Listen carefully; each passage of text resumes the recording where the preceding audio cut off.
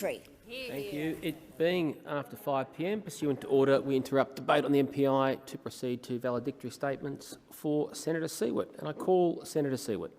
Thank you, Mr President. I acknowledge the traditional owners of the land on which we meet, the Ngunnawal people, and acknowledge elders past, present and emerging.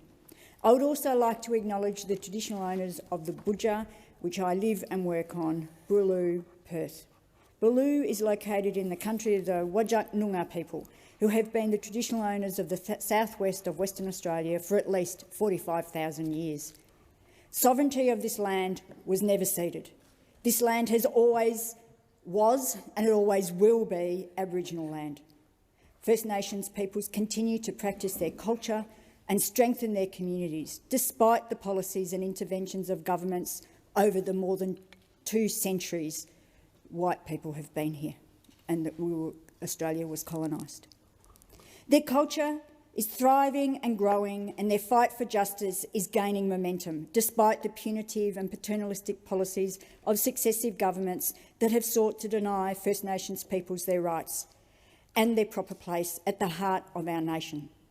Having the longest living history and culture still thriving on this ancient continent is what helps make us uniquely Australian.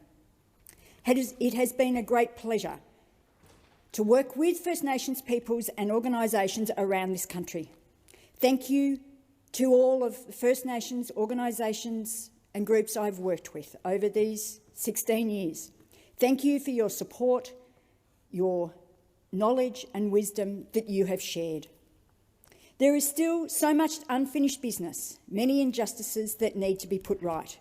We still have some of the worst First Nations health, education, employment and life expectancy outcomes in the world. We have by far the highest rates of overrepresentation of Aboriginal children in our child protection system, and the numbers of Aboriginal youth within our justice systems are the worst of any developed nation in the world. I am so pleased there will be 2 strong and determined Aboriginal women as part of our Greens team in this place to drive change. It has been a privilege to represent the people of Western Australia in the Senate. I have always been driven by achieving better outcomes for people and planet. Just to confirm, this is my formal farewell speech. However, as I'll be here for another week, providing that we are sitting, it won't be my very last word. You can't expect, surely, that I will sit here silently for a week. You're spot on. In my first speech I said, we need to remember that we live in a community, not an economy. That our economy is one means of sustaining that community, an important part, but definitely not only one part. It is one we need to get right. But it is not the be-all and end-all. Ultimately, what we all want is the opportunity to lead meaningful and fulfilling lives. If instead of striving to be richer, we could strive to be more equal, everyone's well-being would improve. And we would have healthier communities based on compassion, honesty, fairness, justice, respect and equality. This statement is as true today as it was 16 years ago.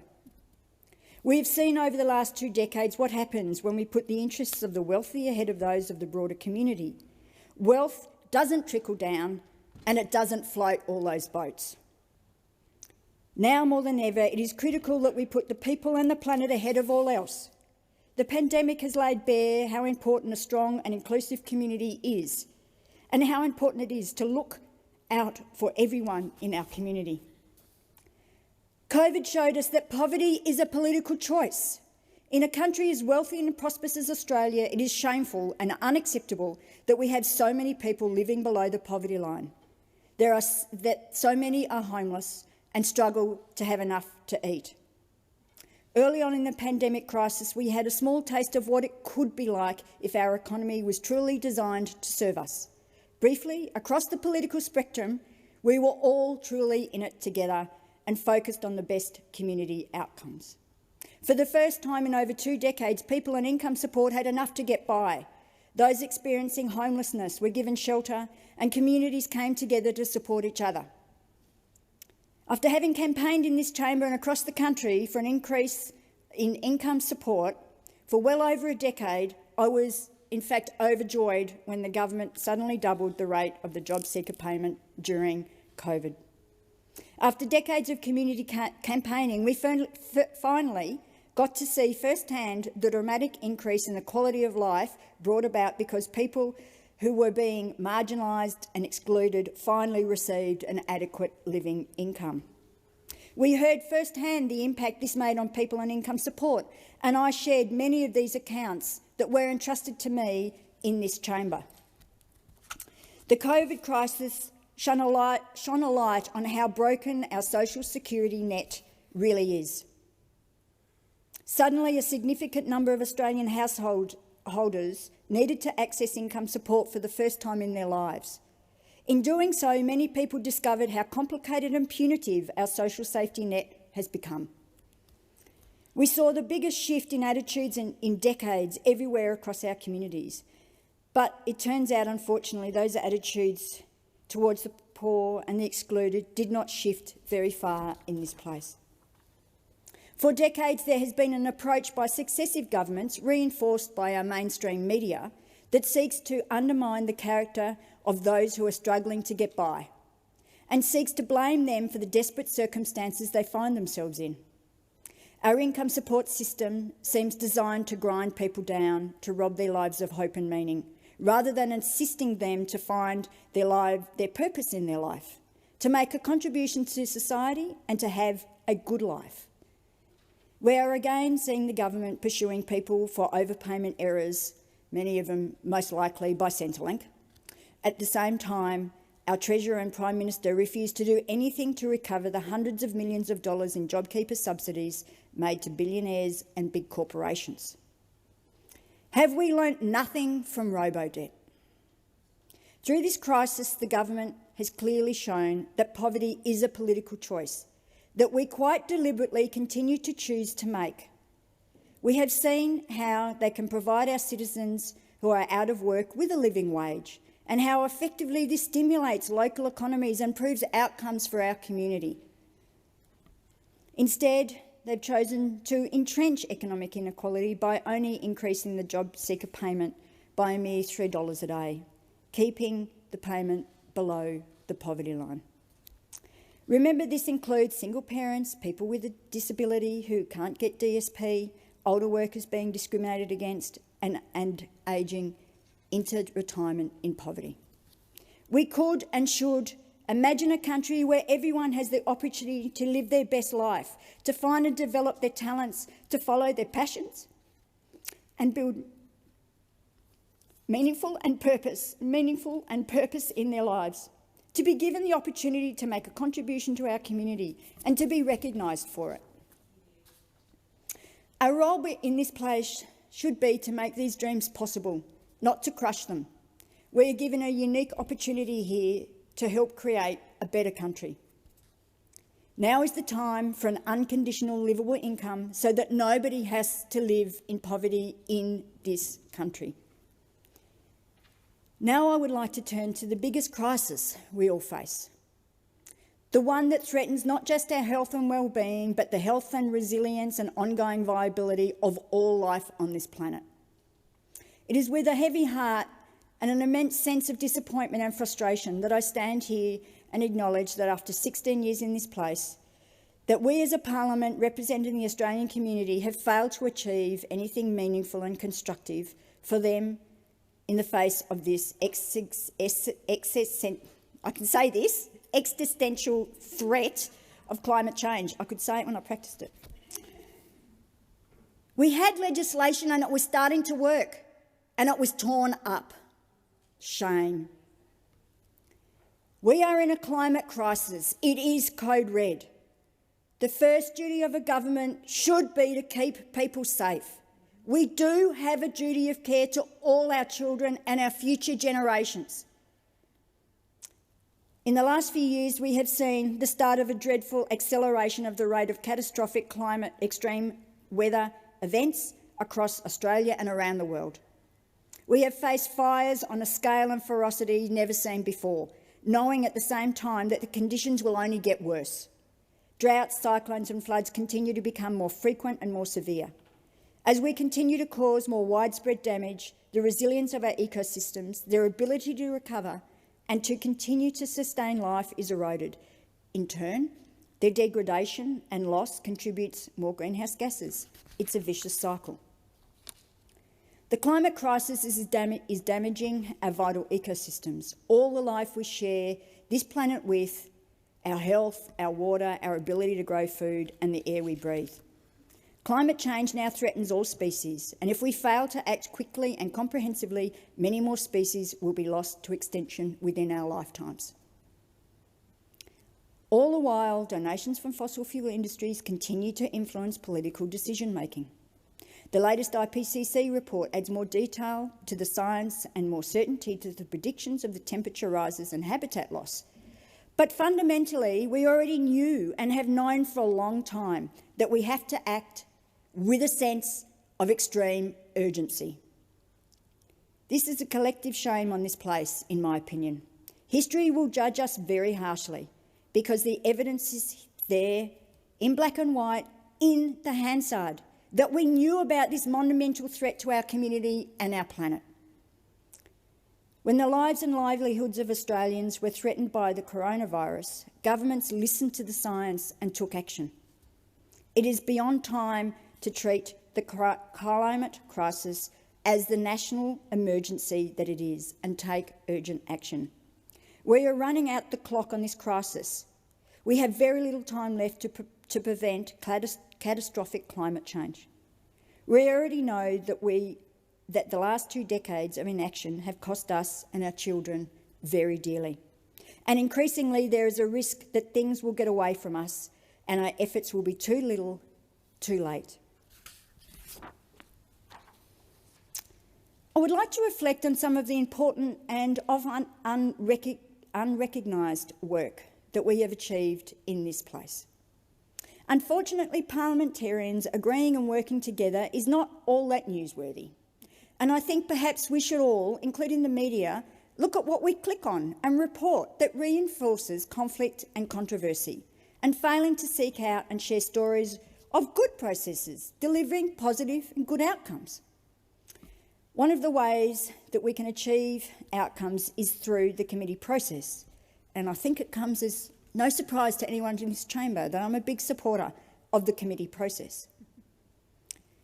I do acknowledge that not all the inquiries we undertake through the committee process has us singing Kumbaya and agreeing, but there have been some very good outcomes from committees and they drive change.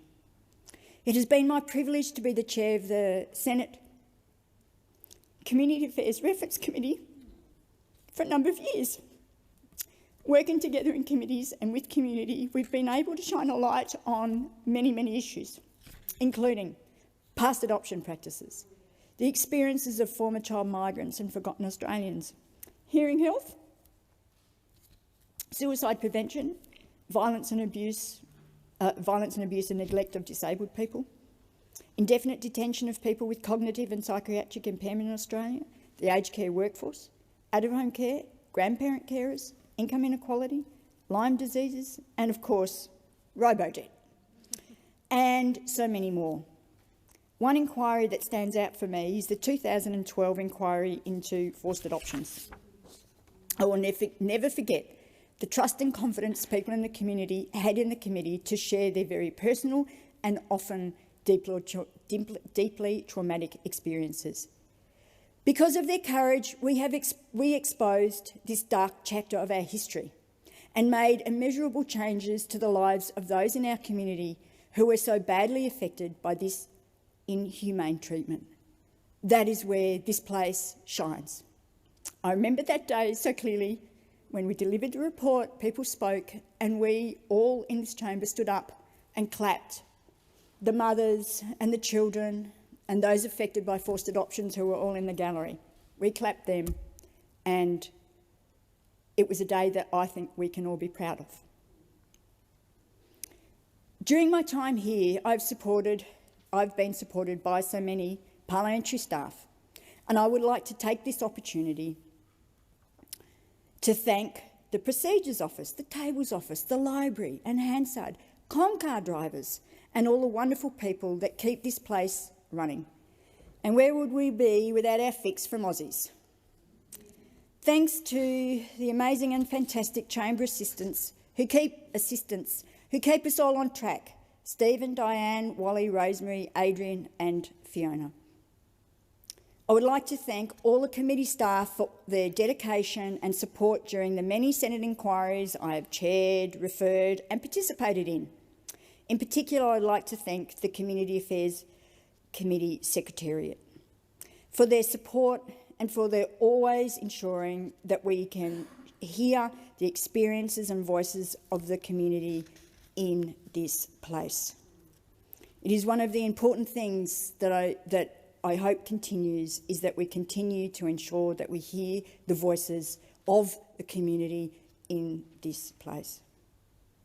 My work would have been greatly diminished if it had not been for the support and generosity of our deeply valued stakeholders and community and not-for-profit sectors. I would not have been able to manage my portfolio responsibilities and campaigns without your expertise and the time you have spent over many, many years investing in various issues, campaigning, advocating for change in this place. I thank you for your invaluable help to help us raise pressure and bring the issues out here in this chamber.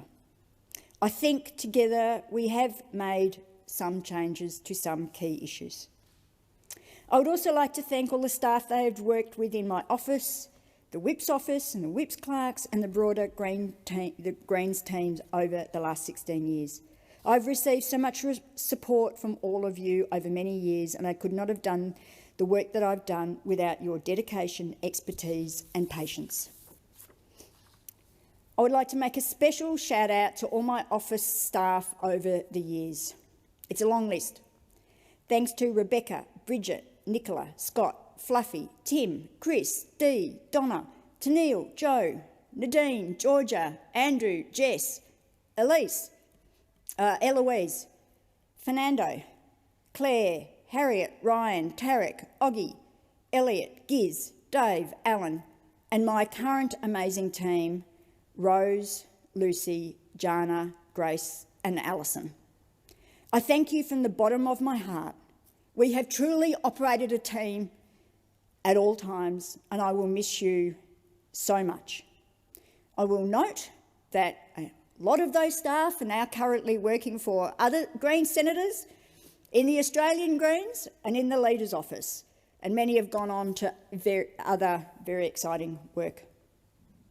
As I said in my first speech, I stand here the fourth in a line of strong Green women from the West. I pay tribute to Jo Valentine, Christabel Chamarette and Dee Margetts and thank them for the support they have given me over the years. I know that our next WA Senator, Dorinda Cox, is also a force from the West, and she is very strongly to be reckoned with. Thank you to all our volunteers at Greens WA. Your commitment to our values and passion for making our community better means that I have been lucky enough to be able to represent you and our beautiful state for the last 16 years. When I started out here, we were a much smaller team. In fact, there were just 4 of us. And I want to pay tribute to Bob Brown and Christine Milne, who both guided and mentored me during the beginnings of my political career. It did take me a long time to realise I was actually a politician. I would also like to thank Richard and Adam for their support and guidance and commitment to our Greens movement, and I thank all my party room colleagues. It's such a shame you can't be here. I'm sending my love to you all and thank you very much. I have enjoyed working with all of you. It's been a great honour. I would also like to thank, again from the bottom of my heart, all the people who have sent me such lovely messages over the last couple of days. It's very much appreciated.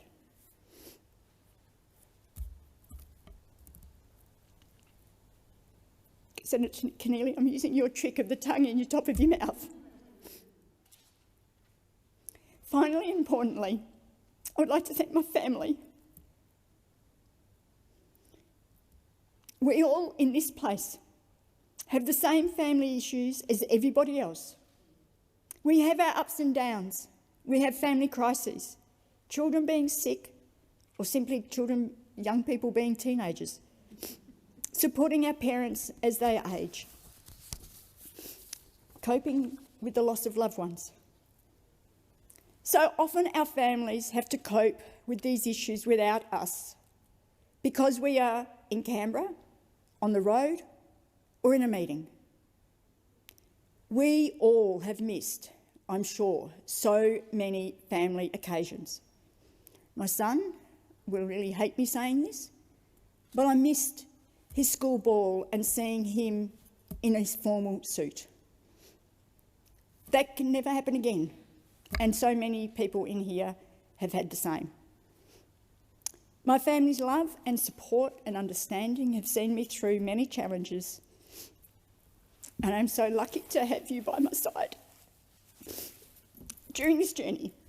It's been up and down and bumpy sometimes, but overall, I think that we have managed to make some change. Thank you all to my family for being there and being on my side. I thank everybody in this place for also the support that you have shown and given to me. Thank you.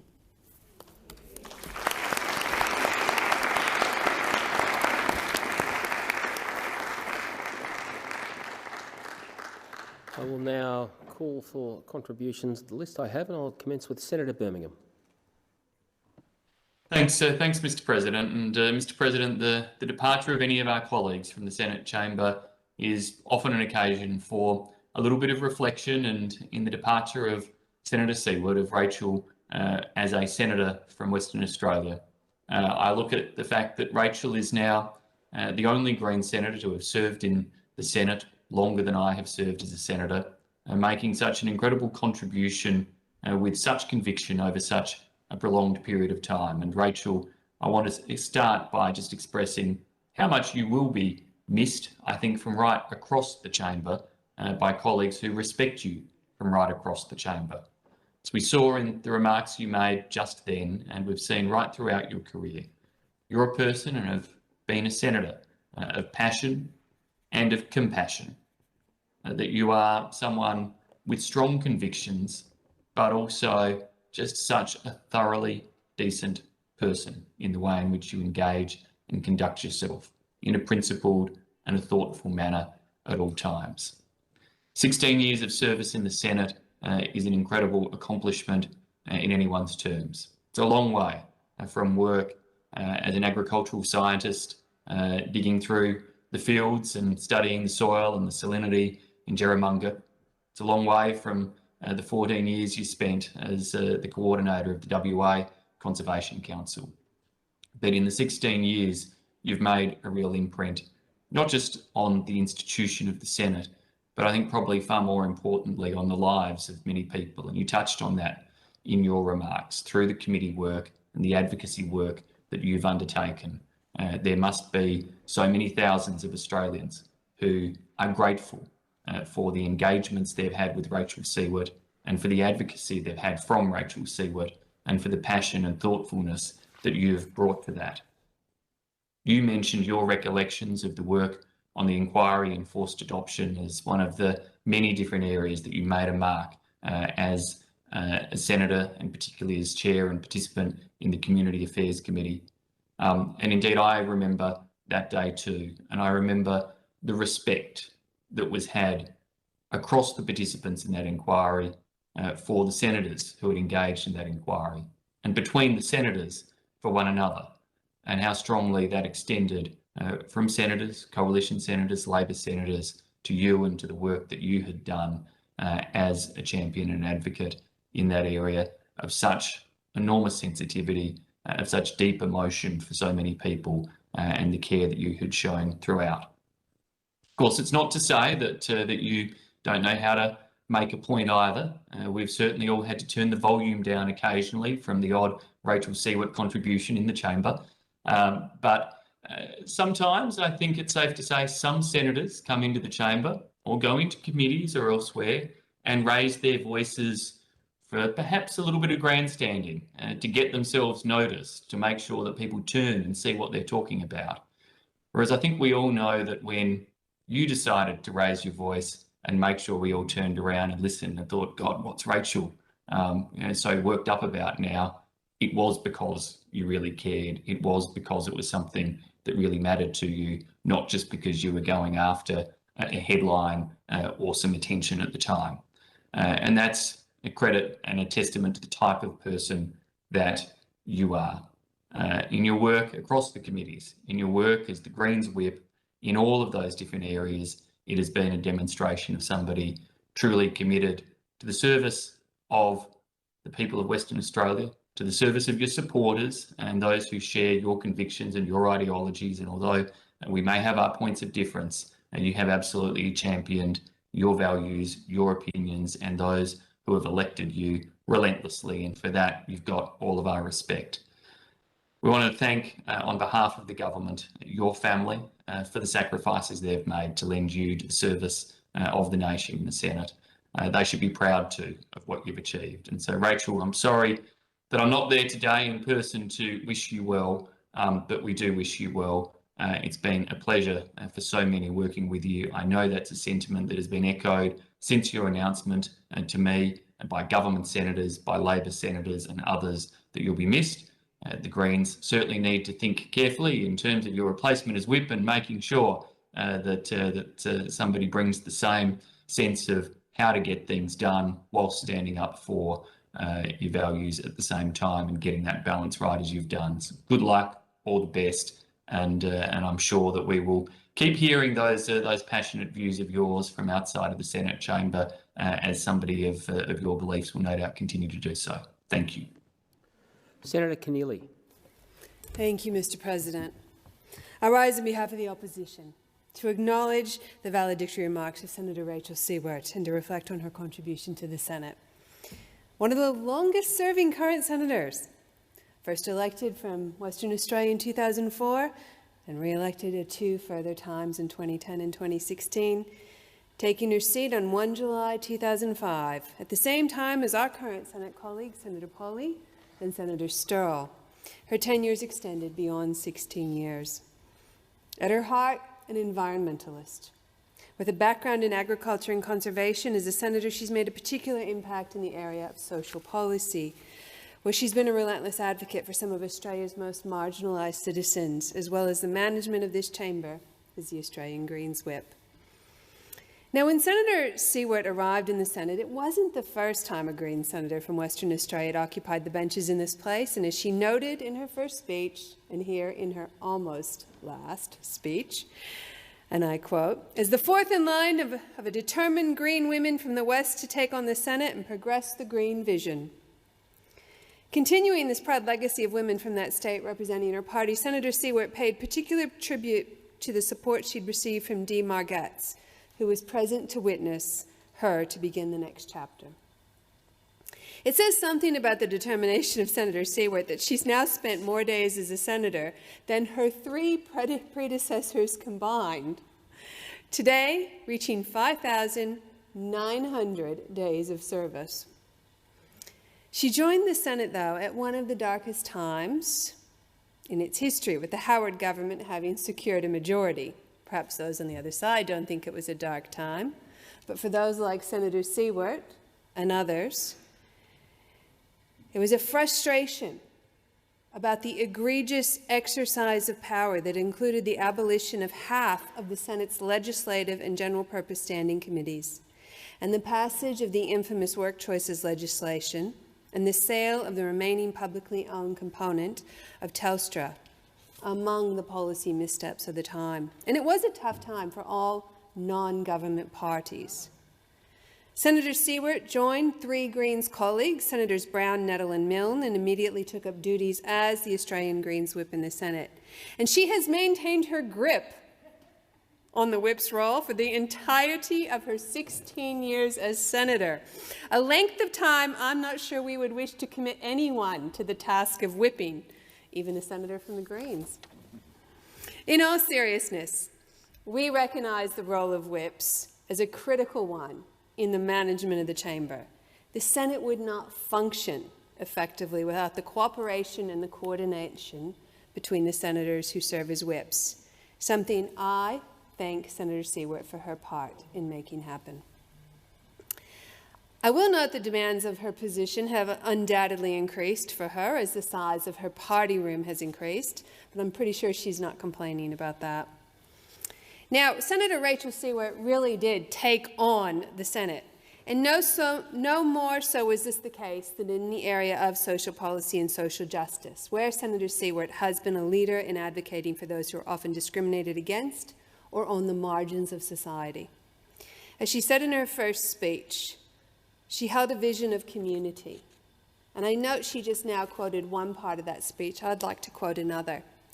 She says, "A community extends beyond the borders of our neighbourhood, suburb or state, a community in which people care about each other and the future of our planet and act carefully and responsibly to ensure its ongoing success.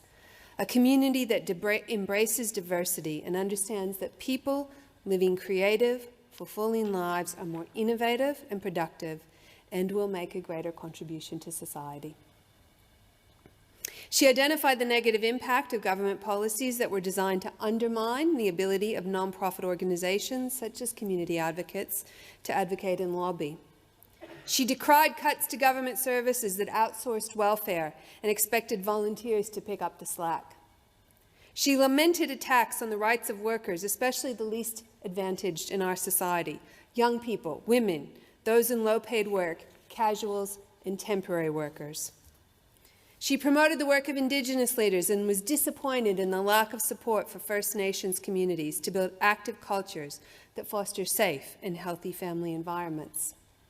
It's a source of ongoing frustration and disappointment for all of us on this side of the chamber that many of these issues of social justice remain unresolved, and that some of these attacks are even being re-prosecuted today. Senator Siewert has been most vocal in her advocacy for people on income support, especially with regard to the rate of New Start and its successor payment job seeker. She's similarly drawn the attention of the Senate time and again to the impact of social security policies on the everyday lives of many Australians, including in the areas of housing and homelessness and the cashless debit card. As chair of the Senate Community Affairs References Committee since 2009, another substantial tenure, she's been involved in significant inquiries, such as into past adoption practices, former child migrants, hearing health and suicide prevention. And as we've heard in the Senate this week, she's joined with Labor senators in bringing to light the shame of robo-debt and continue to highlight the detrimental effect of this policy on so many Australians. Senator Siewert similarly brought the needs of Australians with a disability to the Parliament, especially through the parliamentary committees on the National Disability Insurance Scheme. And just as she did in her first speech in this place, she's continued to be a consistent voice in support of First Nations people and relentlessly called for reconciliation and for governments to address the causes of this disadvantage and empower them to improve their living conditions. The Senate has benefited from Senator Siewert's tenacity and perseverance in always highlighting the impact of government policy on those in our community who've often battling to get a hearing, to get a fair go, and she's always been about proposing alternative pathways. Senator Siewert, you said tonight that you feel that you've made some change. I say you've made a significant change, and you have given voice to the voiceless. And you've given hope to many, and you have made lasting change in this place. I will say, on a personal note, when I first came to know Senator Siewert, I thought of her as a firecracker, a burst of energy. She seems to have endless energy. And I will say, as someone who, along with Senator Siewert, does frequent the gym, often very early in the morning, I won't reveal the names of the few other senators who we sometimes see there. But she does have endless energy.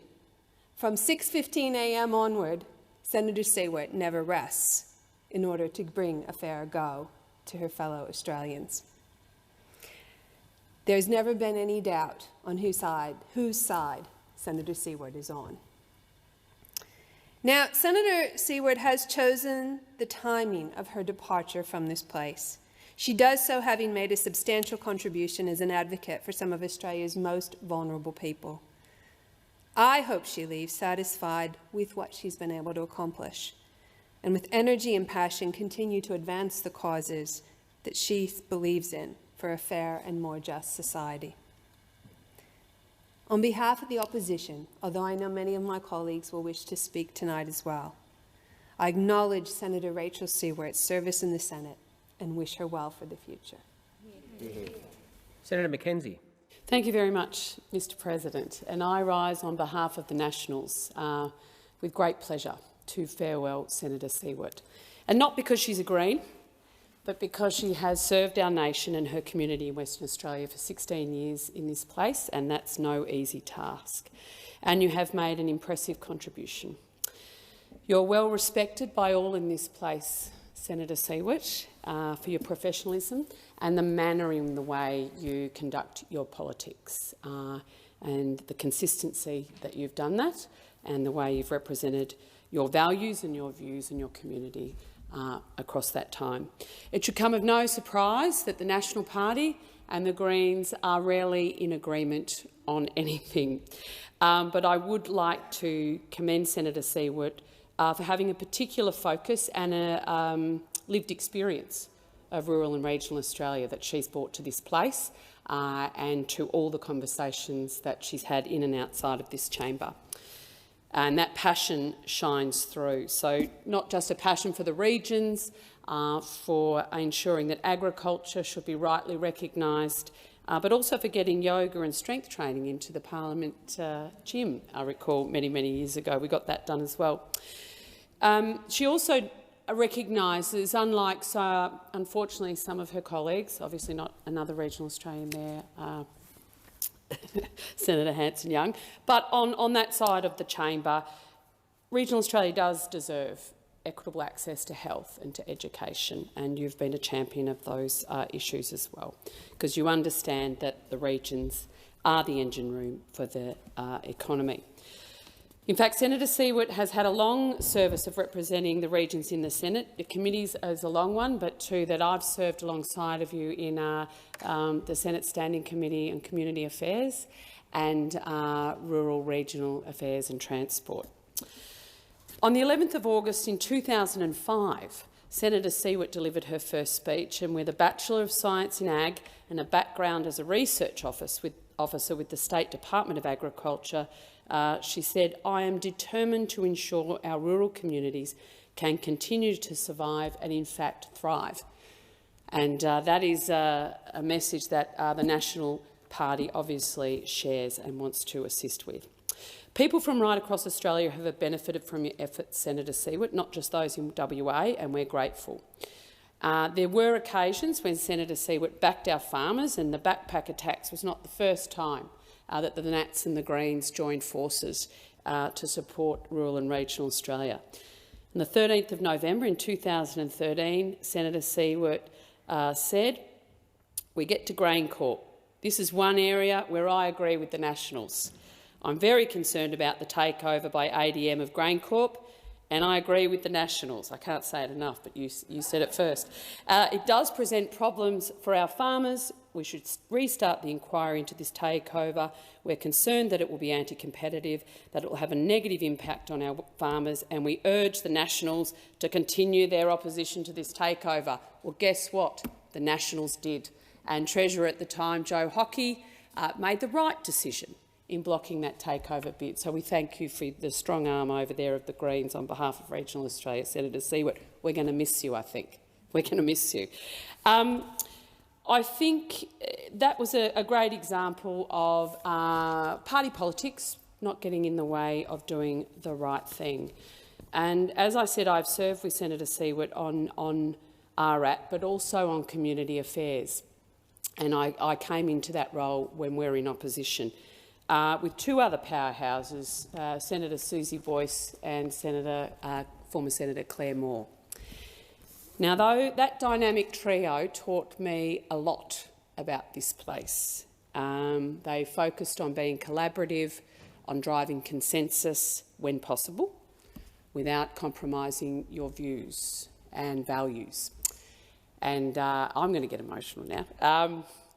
It was a great pleasure as a new senator, someone who hadn't been in politics as a staff or anything, to come and learn from the three of you. And I do think, as you said, part of our work should be about finding common space, because that's where most of Australia, who sent us all here, is.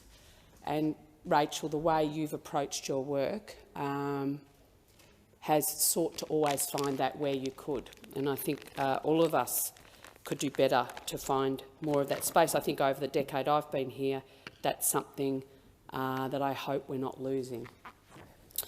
But you did, and the Senate provides us all with that unique opportunity. That forced adoptions inquiry was incredibly powerful and showed me what you can do from the Senate. You don't have to be in government, you don't have to be a minister, you just have to find consensus, like-minded individuals, go with the evidence. And what we're all able to achieve out of that, I think, on behalf of those women and their children, I think was quite incredible. It will stay with me my entire life as something very, very powerful. Your pragmatic, grounded approach that you brought to RAT, as an ag scientist, I think I can never thank you enough for that. Wherever life after the Senate takes you, Senator, I know that you'll embrace it broadly, robustly, with both hands. You'll squeeze every bit of joy out of that. I wish you all the very best on behalf of my party, but also on behalf, personally, and on behalf of regional Australia. Thank you very much for your service. Go well. Thank you, Senator McKenzie. I think we're going to Senator Waters. Senator Waters. Thanks very much, Deputy President. And I rise to speak in awe of Senator Rachel Siewert. And it's so sad that we can't all be there with you in person. Each of our senators will be making their own contribution. So I hope you've got enough tissues there, Rach. And Adam, of course, sends his love. I'm going to be sharing some words from him and a few other of your former colleagues in this contribution. But after 16 years of contribution to our polity, to our parliament, to society, we are going to miss you so very, very much. And there are such big shoes to fill, even though you have really tiny feet and very pointy shoes. This place isn't going to be the same without you, Rach, and you are held in the absolute highest regard by not only all of our party room and our party members, but by everyone in this chamber, as you've just heard and as you will hear for hopefully a long while yet tonight. Your work ethic is just phenomenal. Your integrity is unquestionable. Your honesty, the respect with which you treat others, your dedication, your tenacity, your relentlessness is legendary. And the way you do politics, Rach, is a lesson to how we should all do politics, in my opinion. We are going to miss you so desperately. You can be so proud of what you've achieved after a lifetime of service, not just in this role, but in your previous careers as well. Service to the planet, service to its people. And you have now well and truly earned the right to have some of your time and some of your life back. Your family needs you now, and you need that time also. And we know that you have a very exciting chapter coming up. You're so well loved that we are going to share around some of the contributions, and some of your former colleagues have asked that I share some words from them to you. There's too many of them. So Senator McKim will be sharing some messages from Christine and Bob, and I've got messages from Adam and Richard and Scotty. I'll start off with Greens leader Adam Band, who of course would be here, but he's in lockdown in Melbourne. For 16 years, Rachel has been a force of nature in the Senate, and she has made an immeasurable contribution to the community, to the Greens movement, and to Australian democracy. Rachel is recognised across the political spectrum as being one of the most hardworking and dedicated senators this place has seen. She is a tireless campaigner, and no matter what is thrown in her way, she will keep fighting for justice for people and the planet. Her time in Parliament has been shaped by her belief that when the people in Parliament work for their community, we can do powerful things together. Rachel has been instrumental in fighting for a fairer income support system and has humanised the experiences of people on income support, ensuring their voices are heard. She has led the campaign to increase New Start and Job Seeker in the Parliament.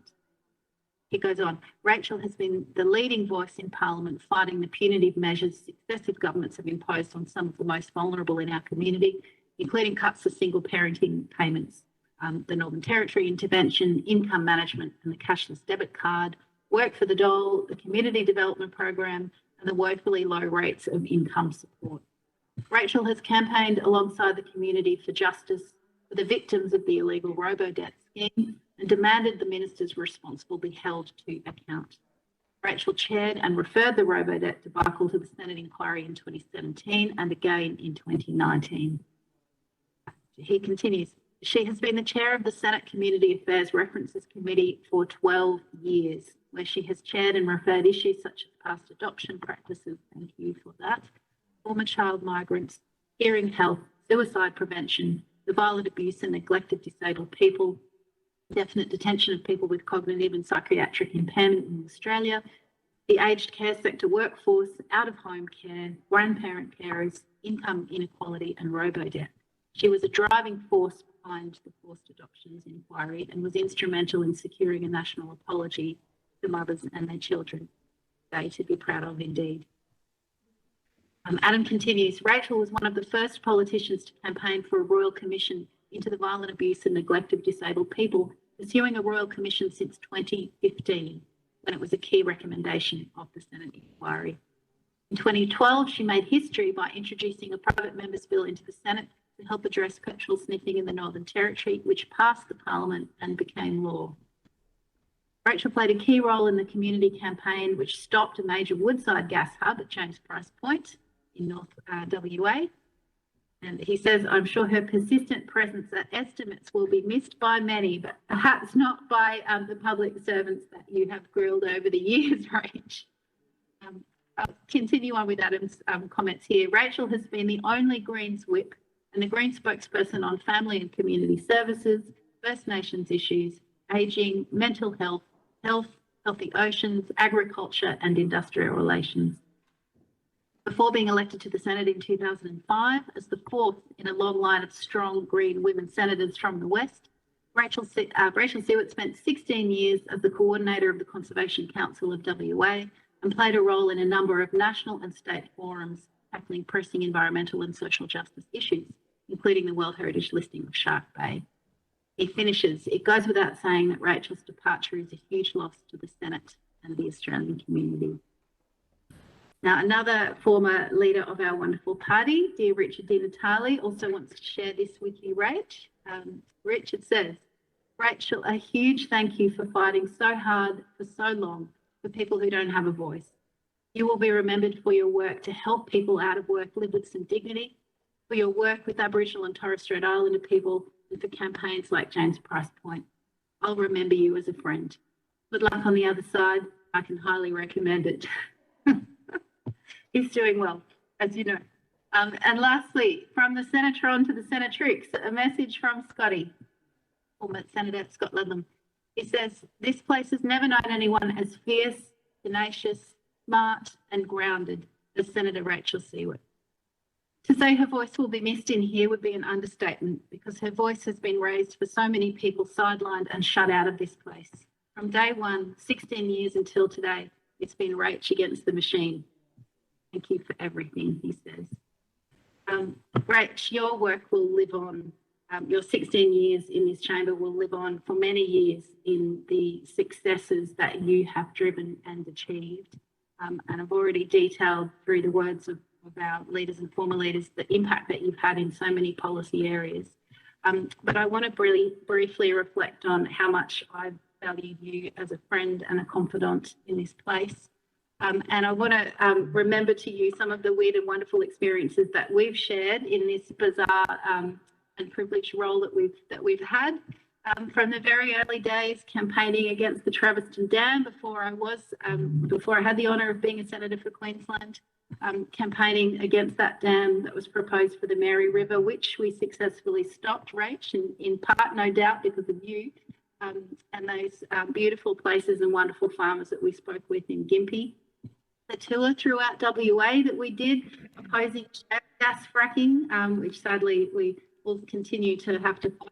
But flying in that tiny, tiny little plane out of Broome over the Canning Basin, where you, me and Scott had all inadvertently worn exactly the same thing and looked somewhat like Mormons on the day, to the shared committee trips that we did on the Northern Australia Committee out the back of Burke and then some, to our trips to Bundaberg and Hervey Bay opposing the cashless debit card, to that beautiful, joyful day of your wedding that I was so blessed to share in the joy of with you, as many of our colleagues did as well, to standing with you at a press conference in Perth to support your re-election when I was actually secretly pregnant and for the first time was doing a press conference without coffee, and welcomed everyone to Cairns, which you kindly corrected me that no, we're in fact in Perth, to all of the wonderful chats that we've had in the chamber and on our walks home or over dinner at coffee about terrible sci-fi, about food, about your family, about your skiing and your paddleboarding prowess, about Bluff's latest surfboard lighting design and shark deterrent amazing paraphernalia, to your aspiration to ensure the protection of biodiversity, including the spiral shitfish, which I believe it is incumbent upon us to have entered into the Hansard Annals for history to recall. For all of those times and more, Rach, we will miss you so very, very dearly. I actually can't imagine the place without you. And of course, we'll do our best without you. And the wonderful Dorinda Cox will soon be a senator for WA in your stead. And fantastic Senator Nick McKim will soon be our whip. But there's no one like you, Rach, and our team will miss you so desperately much. And we wish you all the very best. And thank you so very much, everything that you've done for the wonderful party that you represent and for the values that we all share. Best of luck, and we'll miss you very much. Thank you, Senator Waters. I think we're going to Senator Lambie. Thank you, Madam Deputy President. Gee, Rach, why they're all going on about how hard you work. I just don't think they've called it right. Mate, let's be honest, you're like a bloody Trojan horse. I've never seen anything like it. I mean, not even I can keep up with you. I'll be honest with you. I tell you, you are going to leave a massive big gap up there, because people knowing social services like you do right across the board is absolutely amazing. You've actually either got to live through it or you've got to sit through a lot of committees and listen to a lot of people. And that is really hard to find people up there in that circle. And I don't mean to go at other people. I'm not doing that over a valedictory speech. But bottom line is life experience is missing, and Rachel seems to have a lot of it, whether that's because she's done her homework, because of her background, whatever. But you will be really, really sadly missed, because trying to get those voices up there for those millions of Australians, and there are millions of vulnerable Australians out there. So I know you know that. There's some in there that don't. There is a lot of them, and it's going to get worse. And I think your voice is going to be really, really deeply missed. Look, I'm not going to take up much time. You know, I'm in awe of you too. It's been fabulous to be able to have the opportunity to sit down and have you next to me since I've been up there. I have to say, I do blame Christine Milne for that though, just so I don't want to blame myself or you, because you see, I used to lean on her when she was there, and I asked her when she left, could she put somebody in there that knows procedure? And unfortunately, you got that seat, right? So blame Christine, that's my first point of call. My second one is, and I do ask before I let you go, is that whoever you're going to put in that seat, can you please make sure that they knew procedure? Otherwise, if you're expecting me to teach some procedure, I'm sure everything's going to get really, really ugly in there really quickly. So once again, look, I've worked on you with committees. You have been fabulous. You take the politics out of politics, girlfriend. You are really going to be sadly missed, and so is your knowledge. So thank you for all the help that you've given me over the years. But and my door's always open. You've got me on speed dial. You know that. If you need anything, you call me. But thank you so much. Thank you for everything. Thank you, Senator Lambie. Senator Ruston. Thank you very much, Madam Deputy President. Well, 16 years as a senator travelling backwards and forwards from Western Australia, Rachel, is a pretty phenomenal task. I don't think those of us that live on this side of the country actually recognise the additional toll that travel takes on you. So to have done it for 16 years in representing your state, I think is an absolute, you should be absolutely commended for it.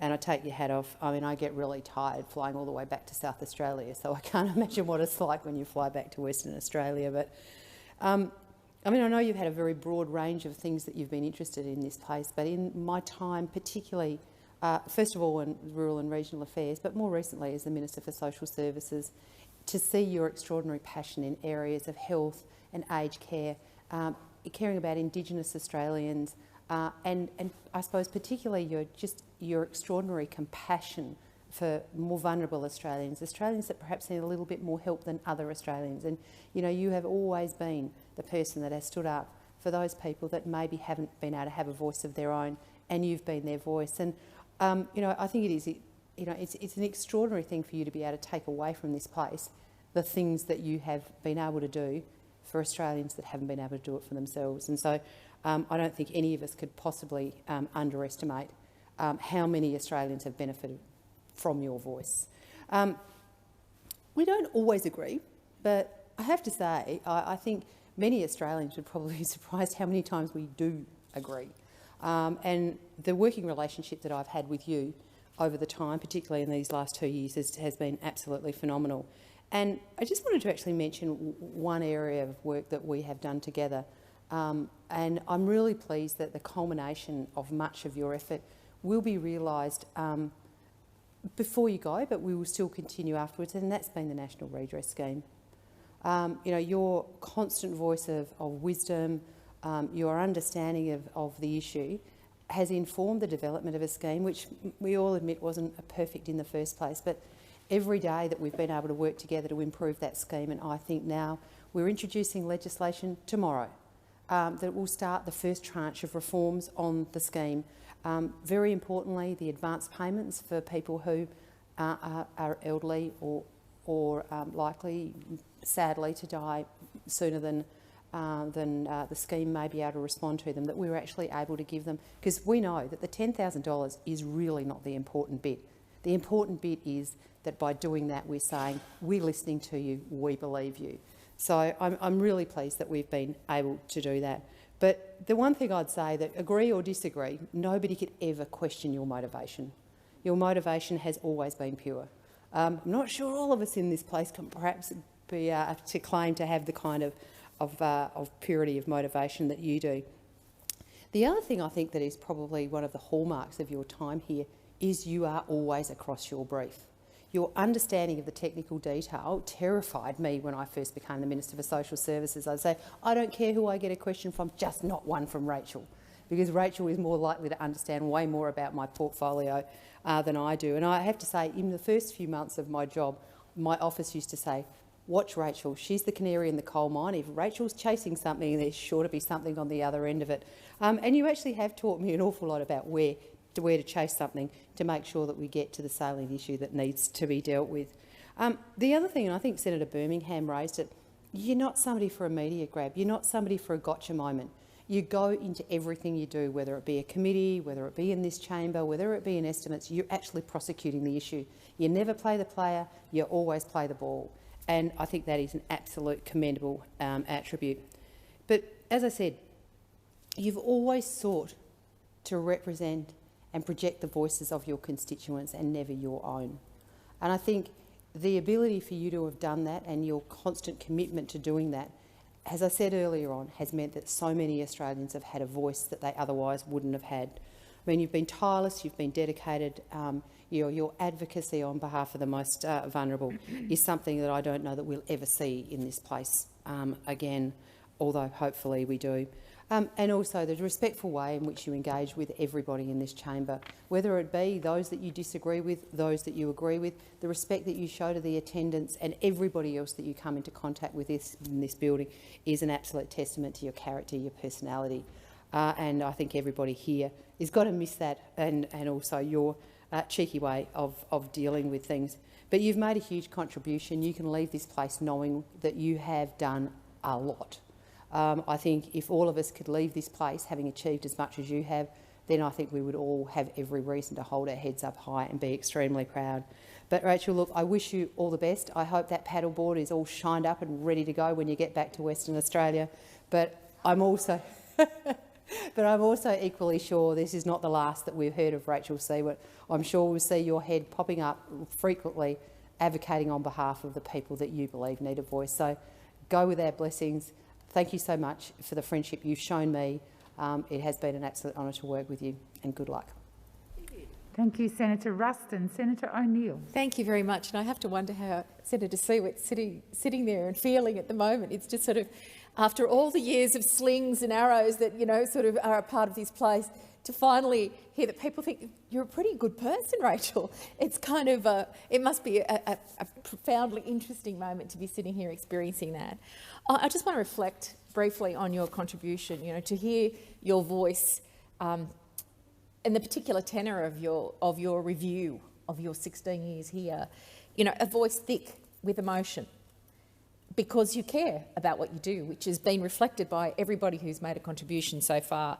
And to have been serving in this place about which people have become sadly increasingly cynical, with not a skerrick of cynicism in your voice, is just a testimony to how resilient you are and how much integrity has been part of what you have brought to your role and what you've continued to model here for many senators and members of parliament who could well and truly take a leaf out of your book in terms of a model of deep service for community, because that is exactly what you've given.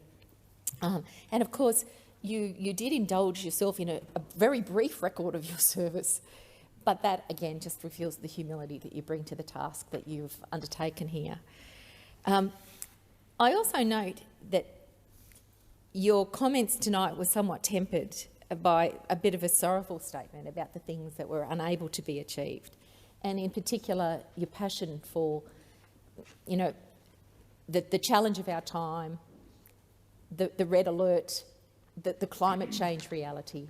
That is just so much a part of this time in which we live, and I know that you care about that so much as I do for the next generation and what the impact is. And I also stand with you in knowing that there is capacity in this institution to make a change that is material.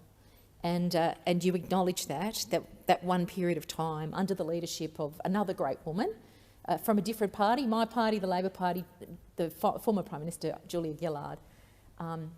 And I have in my drawer the actual first document of when that legislation came in, and I've got it signed by the 4 ministers who introduced it, because when that happened, I knew that was a day that we could make a change. And it is heartbreaking sometimes to put all that effort in and get to a point and have it pulled apart.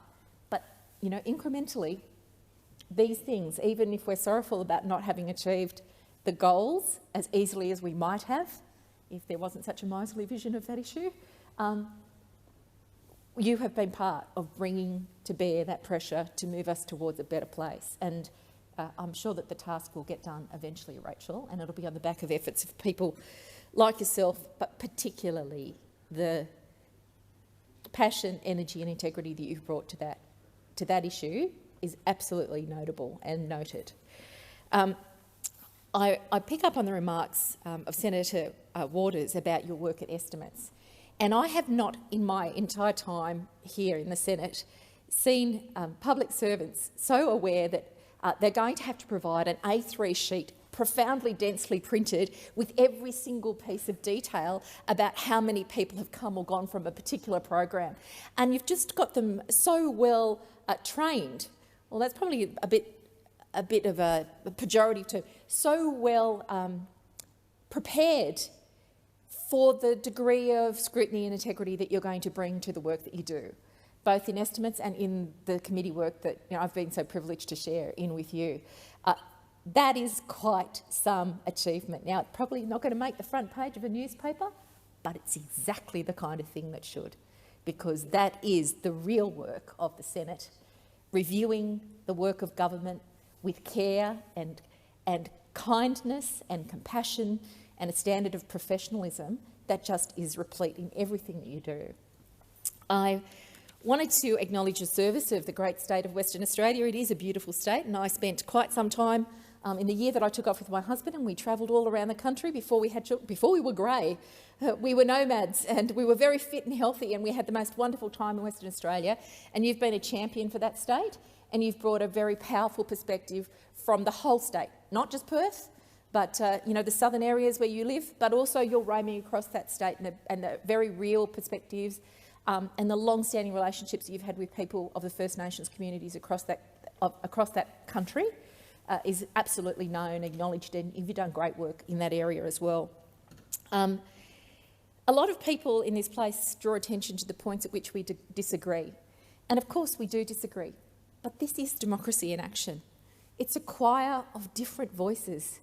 Sometimes we really get it right and we sound harmonious, but discord's part of our journey to understanding what that is. And where there's disagreement, that is a sign of a healthy democracy. And I think that you've stood and had a strident voice when it's required, and as many have reflected, you found the harmonious points whenever you could. And that's a remarkable trait of character for you. You bring to the debate in this place your passion, care, detail and information, but it's in the hearings that I've been able to be with you, whether you've been sharing or we've just been participants, that you really see who you are and how you lift and encourage people so completely unfamiliar with the parliamentary processes into the place. You have, as Senator Lambie said, a really rich and practical knowledge of the standing orders of this place and how it runs. But you are one of the few people who have never used that as a weapon against people who don't. In fact, your understanding of it makes you more respectful of those who don't, and that comes through in everything that you do. You're a person who lives your values, and I'm very pleased to have shared with you quite a few meals after hearings as we've been on the road in all sorts of places. And I think perhaps the word for integrity means to me that somebody who lives their values, and that is exactly what you do. In terms of how the Greens are going to go with Senator McKim doing the job that you've been doing as the whip, oh my gosh, he's going to find it incredibly difficult to do. I see you marshalling the troops over there. I'm always impressed. You do it discreetly, but you do it very, very powerfully. And everybody knows that they can trust your word and your direction and your insight. And that is a great tribute to you as well. I just want to reflect briefly on a tour that we took, a mental health tour. We did it in two ways. One part was in Australia when we were looking at access to mental health services for the country. And like Larissa, Senator Waters, we were in small planes on a sort of a milk run across the north of the country to see what we saw. And, I'm sure that you would remember some of the evidence where people had so little faith in being able to access any decent healthcare because there's so many locums coming through that they just called all health professionals white Toyotas. Once something like that washes over your experience, it's hard to forget. And discussing that and so many other things over dinner with you, getting to know one another, that's what is one of the great things about being in the Senate, this committee work that we do where we actually get to know each other's stories and find out about each other, and that helps us do our work more collegially. We also, and I haven't checked with him, but I'm sure he won't mind me acknowledging what a significant trip this was on behalf of the Australian people. It was our research tour with our colleague who co-chairs the Friendship of Mental Health group here, Andrew Wallace from the other place. We work together as Team Australia, and that's one of the things that I'm always proud about when we do, in the olden days, get to travel overseas, and hopefully sometime in the future, the near future, we can hope, to work as Team Australia with you to really pick the eyes out of best practice in other contexts, understand that and bring it back and try and bring that to bear in our committee work and to inform the government has been something that I've been very honoured to do with you. And I just want to acknowledge the drip feeding of some of this pressure, particularly when I was in the role as the Assistant Shadow for Mental Health, along with Mr Wallace and yourself, getting to that point with eating disorders where we were able to firmly recommend that there would be a minimum of 20 consultations necessary to help with eating disorders, actually did imprint, and Minister Hunt did bring that in. And with that as a flaw, we have seen during COVID that capacity for people to access mental health services, a minimum of 20. That was our work. It did take the Minister to listen and implement, but it wouldn't have happened without the sort of passion and energy that you brought to the task. So I'm so proud to have been able to help with that alongside of you. Of course, there's the Centrelink compliance, the sort of lovely name of what is really the robo-debt debacle. And it's been great giving, a hit from the left and a hit from the right over here onto the government to try and get them to pay attention to the fact that they inflicted this debt on their own people, and we cannot let it continue. I've been so glad to stand with you and fight that fight, and I've given you my word, and I give it here publicly. I will not let that go, Senator Siewert. That deserves a much better response from the government than we've seen so far. 4 rejections, that's just the beginning. We're going to keep pushing this because the Australian people deserve to know, and I will channel your determination and perseverance to make sure that we get a good outcome on that matter. Finally, I want to just acknowledge what a family person you are, and how much of a challenge it has been, I'm sure, for your family to give you up, to provide you in service of the nation on all those flights over 16 years, everywhere that you've been, and the service here in this particular place in the Senate of the country that we're so proud to call our home. Your care and compassion for them, I'm sure, is absolutely reflected in what you do here. And I know that you feel like I don't know if it's just a deep guilt of being a serving senator or if there's a gender dimension to it as well, but to be away. You talked about missing your son's, end of school ball and seeing him in all his finery. There are great sacrifices, but your family have enabled you, supported you, and I acknowledge them for doing that, and I acknowledge the sacrifice that you have undertaken in giving what you've given to this place. So finally, can I wish you a safe return to them after 16 years. Can I wish for you very deep, powdery snow when you resume your skiing career? And I hope it's for many, many more weeks than you've been able to do as you've sandwiched it in between your service in this place. And can I wish you the very best of health into the future. Thank you. Thank you, Senator O'Neill. Senator Hanson-Young. Thank you. Well, what lovely comments and reflection on the contribution you've made in this place, Rach. It must be really weird sitting here and and listening to everybody just piling on their love and admiration and respect. Firstly, I just want to say you've been a fierce whip. I've only missed 3 votes in 13 years that you've been the whip. I just want to put that on the record because I learnt very early on that you don't mess up when Rachel is in charge. You have kept us running a tight ship. We are a much better party room and a much better green force in this place because of the leadership that you show and that you have steered. It hasn't always been easy. We've had changes of leaders. You've had to train each one of them. And you've done it just beautifully. You've trained new senators who have come on board. And I think everybody's had that experience of where they've shown up late to something or missed a vote or didn't jump to speak when they should have. And I think all of our colleagues know that you don't do it again. Rachel makes sure that you learn your lesson and you learn it once. But your passion, your empathy, your strength, I think in politics we often get categorised as being either pragmatic and strong or emotional and bleeding heart. And you have proven that that is utter rubbish. You can be both empathetic and compassionate, come to an issue with pure emotion and integrity, but be ruthless and pragmatic about how you're going to get it done. And it's harder for women too to do that, and you've proven time and time and time again that those stereotypes are just rubbish. Thank you. The leadership as a woman in this place, I think we have to pay testament to.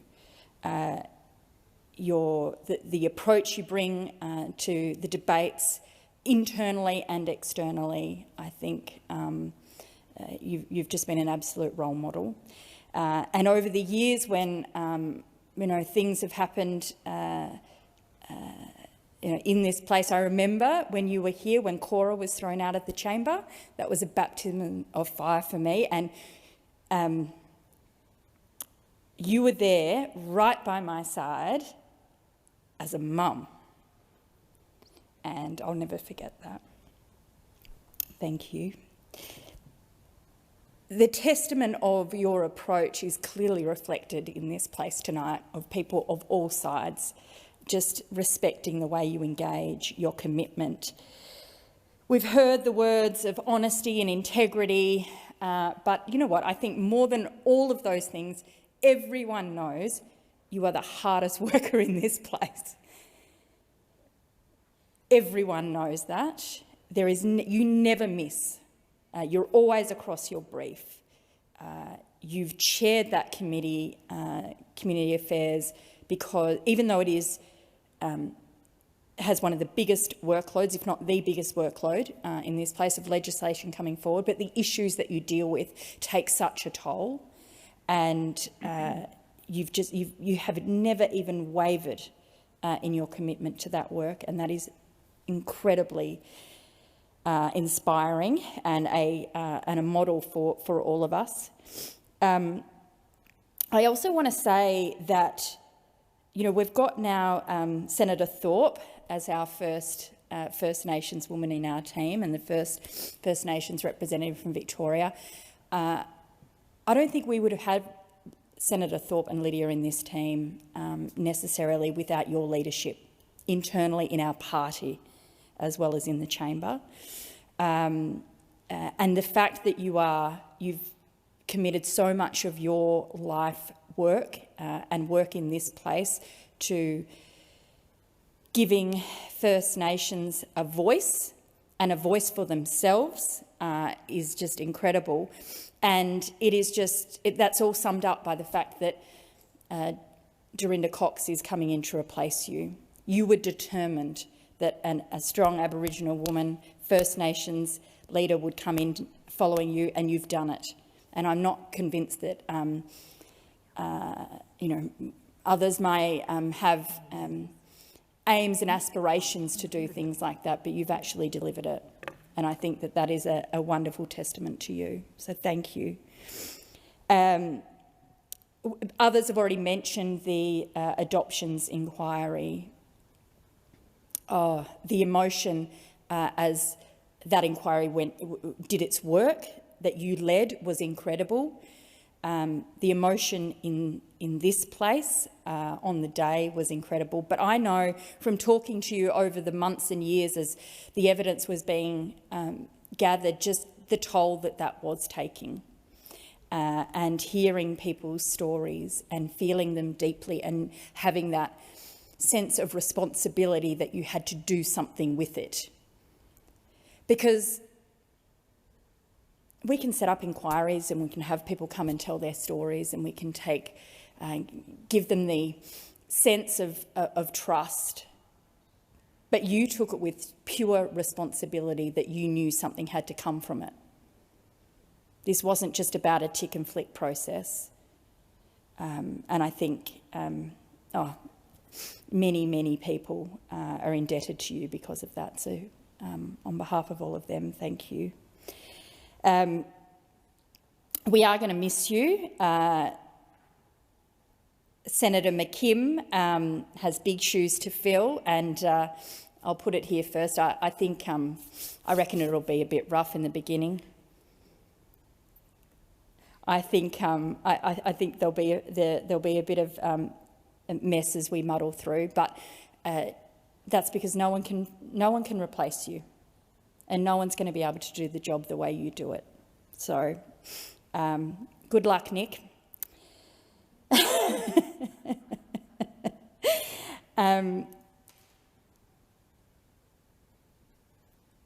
Your care and the absolute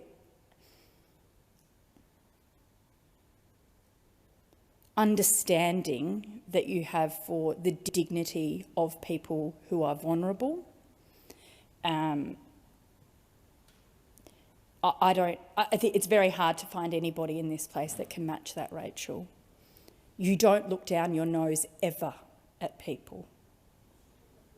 You've never made people feel less than they are, and because of the position that you hold.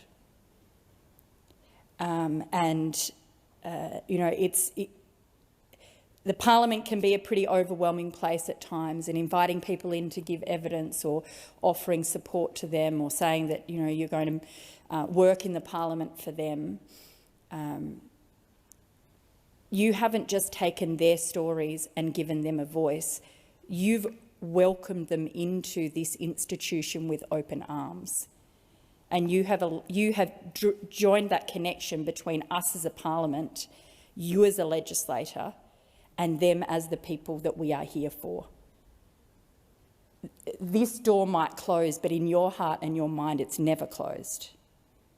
And I think that's the great service that you've brought to this place and to the people of Australia and to the most vulnerable in our community. I'm going to miss you a lot, Rachel. Thank you. Thank you, Senator Hanson-Young. Senator Reynolds. Thank you very much, Deputy President. And I too stand to pay tribute to my fellow West Australian Senator and colleague, Senator Rachel Siewert. And I associate myself with all of the comments that we've heard so far from right across this chamber in what is a very fitting acknowledgement of your service to the Senate and also to our nation. I was very saddened, genuinely very saddened, to hear of your decision to leave after 16 years. But then conversely, I was really happy for you as well after 16 years of crossing the Nullarbor. And one of my first recollections of Senator Siewert was crossing the Nullarbor time and time again for committee hearings, and would do it twice in one day to attend a committee hearing, which is just a sign of the dedication and passion and commitment that you have, but also the sacrifices your family have made for everything that you've done. Everyone in this place knows, and we've heard tonight, about your passion, your commitment, your respect for the dignity of humanity, wherever and wherever you find it. I've also greatly respected and sometimes been the benefactor of your very deep honesty and your very loud honesty, but holding us now on this side of the chamber to account. But as everybody else here has said, it is absolutely clear that you have always been driven by your passion for justice and your commitment to people and to what you believe in. Like other people here, it took me about 5 minutes in this place to also see your incredible knowledge and the width and the depth of your knowledge in social policy. Whether it's in this chamber, whether it's at committees, whether it's estimates. And I've sat again on the other side of the table and also with officials who are suitably prepared because they know at the level of which that you come and you've always come to the table. But you also, because of that, do speak with authority on the matters, and when you speak, we all listen. Sometimes we have no choice to listen with the passion and the volume, but we always listen and we respect. And as Minister Ruston has said, is you always show us where to look, quite often before we even know that there is cause to look at particular issues. I've also admired your, and I don't understand how you have not only the work ethic but the capacity to work and manage multiple hearings and whipping and everything else that you do. And as you've pointed out, one of the dirty secrets that probably shouldn't be such a dirty secret, and one of the absolute joys of serving and privilege of serving in this place, is the collegiality between those on all sides of this chamber. And while people wouldn't necessarily think that Senator Siewert and I have a lot in common, given our positions on things and our party positions, you really, along with the wonderful Claire Moore, did show me that we can work together and we can find common ground in our committee work to make a real difference for Australians. And that is one of the many powerful things about this place. We did find many, and as we've heard with everyone else who's spoken, common ground on a number of issues. I just want to highlight three. I'm incredibly grateful that you supported my very first inquiry I put forward into young people in aged care. And again, that is an inquiry that made a huge difference to the lives of thousands of people in disabilities who had been consigned to life in an aged care facility simply because they were disabled and there was nowhere else for them to go. I'm particularly proud now that I have carriage of that, and I feel a great sense of responsibility for that, and so I'd like to thank you for that. We have some unfinished business in the interrupted inquiry into the plight of Australians with Lyme disease and the disgraceful way that I believe, and we share a belief, that they are not heard, they are not seen, and they are certainly not getting the treatment they deserve. So that is still unfinished business for me, and so I will be take that forward. Probably the one that possibly bemused you the most, but I'm very grateful for your support as a senator for Western Australia, was the inquiry into Western Force. And again, you had faith and you said, OK, we'll have a look into this. And while we couldn't change the outcome of the disgraceful behaviour that we just discovered from Rugby Australia, we made a huge difference to tens of thousands of Western Australians and to the players in getting answers on what had happened to their much beloved team. So, Rachel, in conclusion, I've only ever experienced this chamber with you in it, and not only with your leadership as the whip, but also with your leadership in community affairs and on social policy. And you have certainly inspired me and sometimes also made me want to be that better senator and that better person on a lot of these inquiries. The Senate will certainly be the lesser, and I think we'll also be the lesser for not having you in the chamber. But as so many people have said, and I know will continue to say, you have made every single day of those, 5,000 odd days that you've been serving in the Senate. I thank you very much for the dignity that you've brought to the Senate, and I think for the contribution you've made to our democracy as well. So I wish you and your family well in whatever you decide to do next, on and off the paddleboard. I know you'll do it with great passion, you'll do it with great commitment, and you'll do it so that everybody will hear. So, Rachel, thank you for everything you've done. Thank you for what you've given to me in this place, and good luck. Senator Lyons. Thank you, Mr President, and I too rise to add my contributions to your service, Rachel, and echo everything that's been said about you today. I was thinking earlier today of when you and I first met, and you won't remember this. I was at the union, at United Workers Union, and there was some protest in Subiaco, and I want to say aged care, but it was outside the council chambers, so I don't know, maybe it was childcare. It was one or the other. And we had a bunch of members there, and we were protesting, and you came along, and you must have just seen us there, or maybe you'd heard about the strike and you offered your support. And you know me, I'm dyed-in-the-wool Labor, and I thought, But I was really impressed that you'd taken the time to come along and support the members. So whether it was aged care or childcare, you were there supporting us. The next time I met you was again when I was still at the union, and I was the person that had responsibility for getting those reforms through, which Mark Butler did when he was minister, the Living Longer, Living Better. And it was my job to take aged care workers to meet you and to lobby you. I didn't know what your view was, but now knowing you many years after that, I'm sure that you did support. You probably always supported the reforms, but nevertheless, we had a job to do, and that was to, harangue you to death with aged care workers who came to tell you their stories on more than one occasion, I'm sure. So thank you for that. I want to echo the other things that have been said about you. You are a woman of great humanity. Your integrity comes through in everything that you do, as does your advocacy and passion. Your drive and commitment that everyone has spoken to about tonight. But the two areas that our lives and paths tend to cross are on First Nations issues, and I'm sure that secretly you're quite pleased that the Labor Party finally got there on the cashless debit card, thank goodness.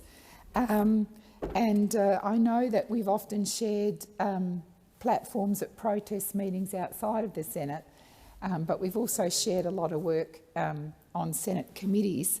And yes, Senator Reynolds just reminded me of that Western Force one. I think I had to be there reluctantly because there wasn't very much of that committee work I enjoyed at all, but the rest of it's been good. I think I've got to know you better this year and last year on all the spa flights that we shared. We usually sat together and had great chats about family and all things outside of the Senate, really, as just a couple of women that had a lot of interests in common. I look forward to your journey on building your house. I know we had lots of chats about that. You will be missed in this Senate, your advocacy particularly and your passion, but I know that you've served Australians well, and you'll continue to do that in whatever you do next. And I'm sure Chris will welcome having you home. Well, it might take a bit of time getting used to it, because sometimes our partners, even though they miss us, I think they get a bit used to us coming and going, so that'll be an adjustment. The FIFO worker is FIFO no longer. All the best, and thank you for your absolute commitment to this place and to ordinary Australians who do it tough. Senator McKim, remotely.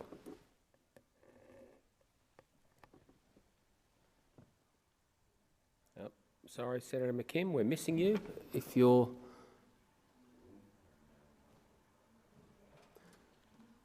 No, Senator McKim, what I'll do is I'll go to the next speaker to allow you to log in and log out again. That seems to be an effective... It does seem to happen towards the end of the day after I've had a lot of people online. Senator Brockman. Thank you, Mr President. I'll just make sure my speaker is working. I won't take up much time of the chamber tonight. Rachel, I know you've got colleagues who are still waiting to speak, and I know that many people in this place have spent a lot more time than me with you here, and so I certainly want to give them the chance to speak tonight. However, I do rise to speak because you have made such a contribution to this place, and I think it is really important that we acknowledge that. I go back to 2006, 2007, when I first started travelling to this place. And I don't really believe you remember me, but I first met you, Senator Siewert, as Policy Director for the Pastoralists and Graziers Association. And I guess I came to this place as a pretty green individual in terms of the political process and politics. And I guess I had a rosy-eyed view that everyone sitting on this side, not sure it was this side, oh yes it was this side then, would be in favour of what I was advocating for and what the Pastoralists and Graziers Association was advocating for, and everybody on that side would be opposed. And Senator Siewert, you were one of my very clear memories of that period of someone who, because of your background as a West Australian, as someone with experience in agricultural science, experience out in the bush in Jerramungup, in Western Australia and many other places, who actually understood the issue. Not very many people in this place actually did. And so my first experience of you was of completely putting on head those, I guess, green preconceptions about, inexperienced preconceptions about what people would believe in this place. And then I came to the point where I realised that some of my national colleagues, not colleagues at the time, some of the nationals actually vigorously opposed what I was there representing. And even many in the Liberal Party were pretty wishy-washy about it all. And this is, of course, the ending of the export monopoly of wheat, the single desk, as it was called. But you had a very clear-eyed view of the economics of that, and I recognise that maybe we shouldn't always come to this place with preconceptions about what people are going to think. Then on entering this place as a senator, on my first day on duty, I was given the chair of the Community Affairs Legislation Committee and deputy chair of the Community Affairs References Committee. That says more about the lack of backbenchers in the coalition than it says about my talents and skills. But it was wonderful working with you for the year that I was on that committee. It wasn't a space I was particularly comfortable in. It wasn't a policy area where I had a great deal of knowledge. We dealt with things in the References Committee, such as the inquiry into transvaginal mesh and the inquiry into mitochondrial donation. Now, neither of those have been brought up here tonight, and I'm sure they're not. Clearly you've worked on a number of inquiries that had a great deal of import, but they were both inquiries where we managed, and you managed, as chair of that committee, to work through a process where we could highlight the issues, come to a unified position on a References Committee report, and advance the interests of two groups in that situation, and we've heard of many more tonight, two groups who hadn't been heard, two groups whose issues needed to be much more widely ventilated, and as a result of those two committees, two small things for us, two very big things for those people involved, but those issues were ventilated, they were heard, actions were taken. So I honour you, Senator Siewert. I think you have done an amazing job in this place. I wish you all the best and your family for the future. Now I'll try Senator McKim again. Thank you, President.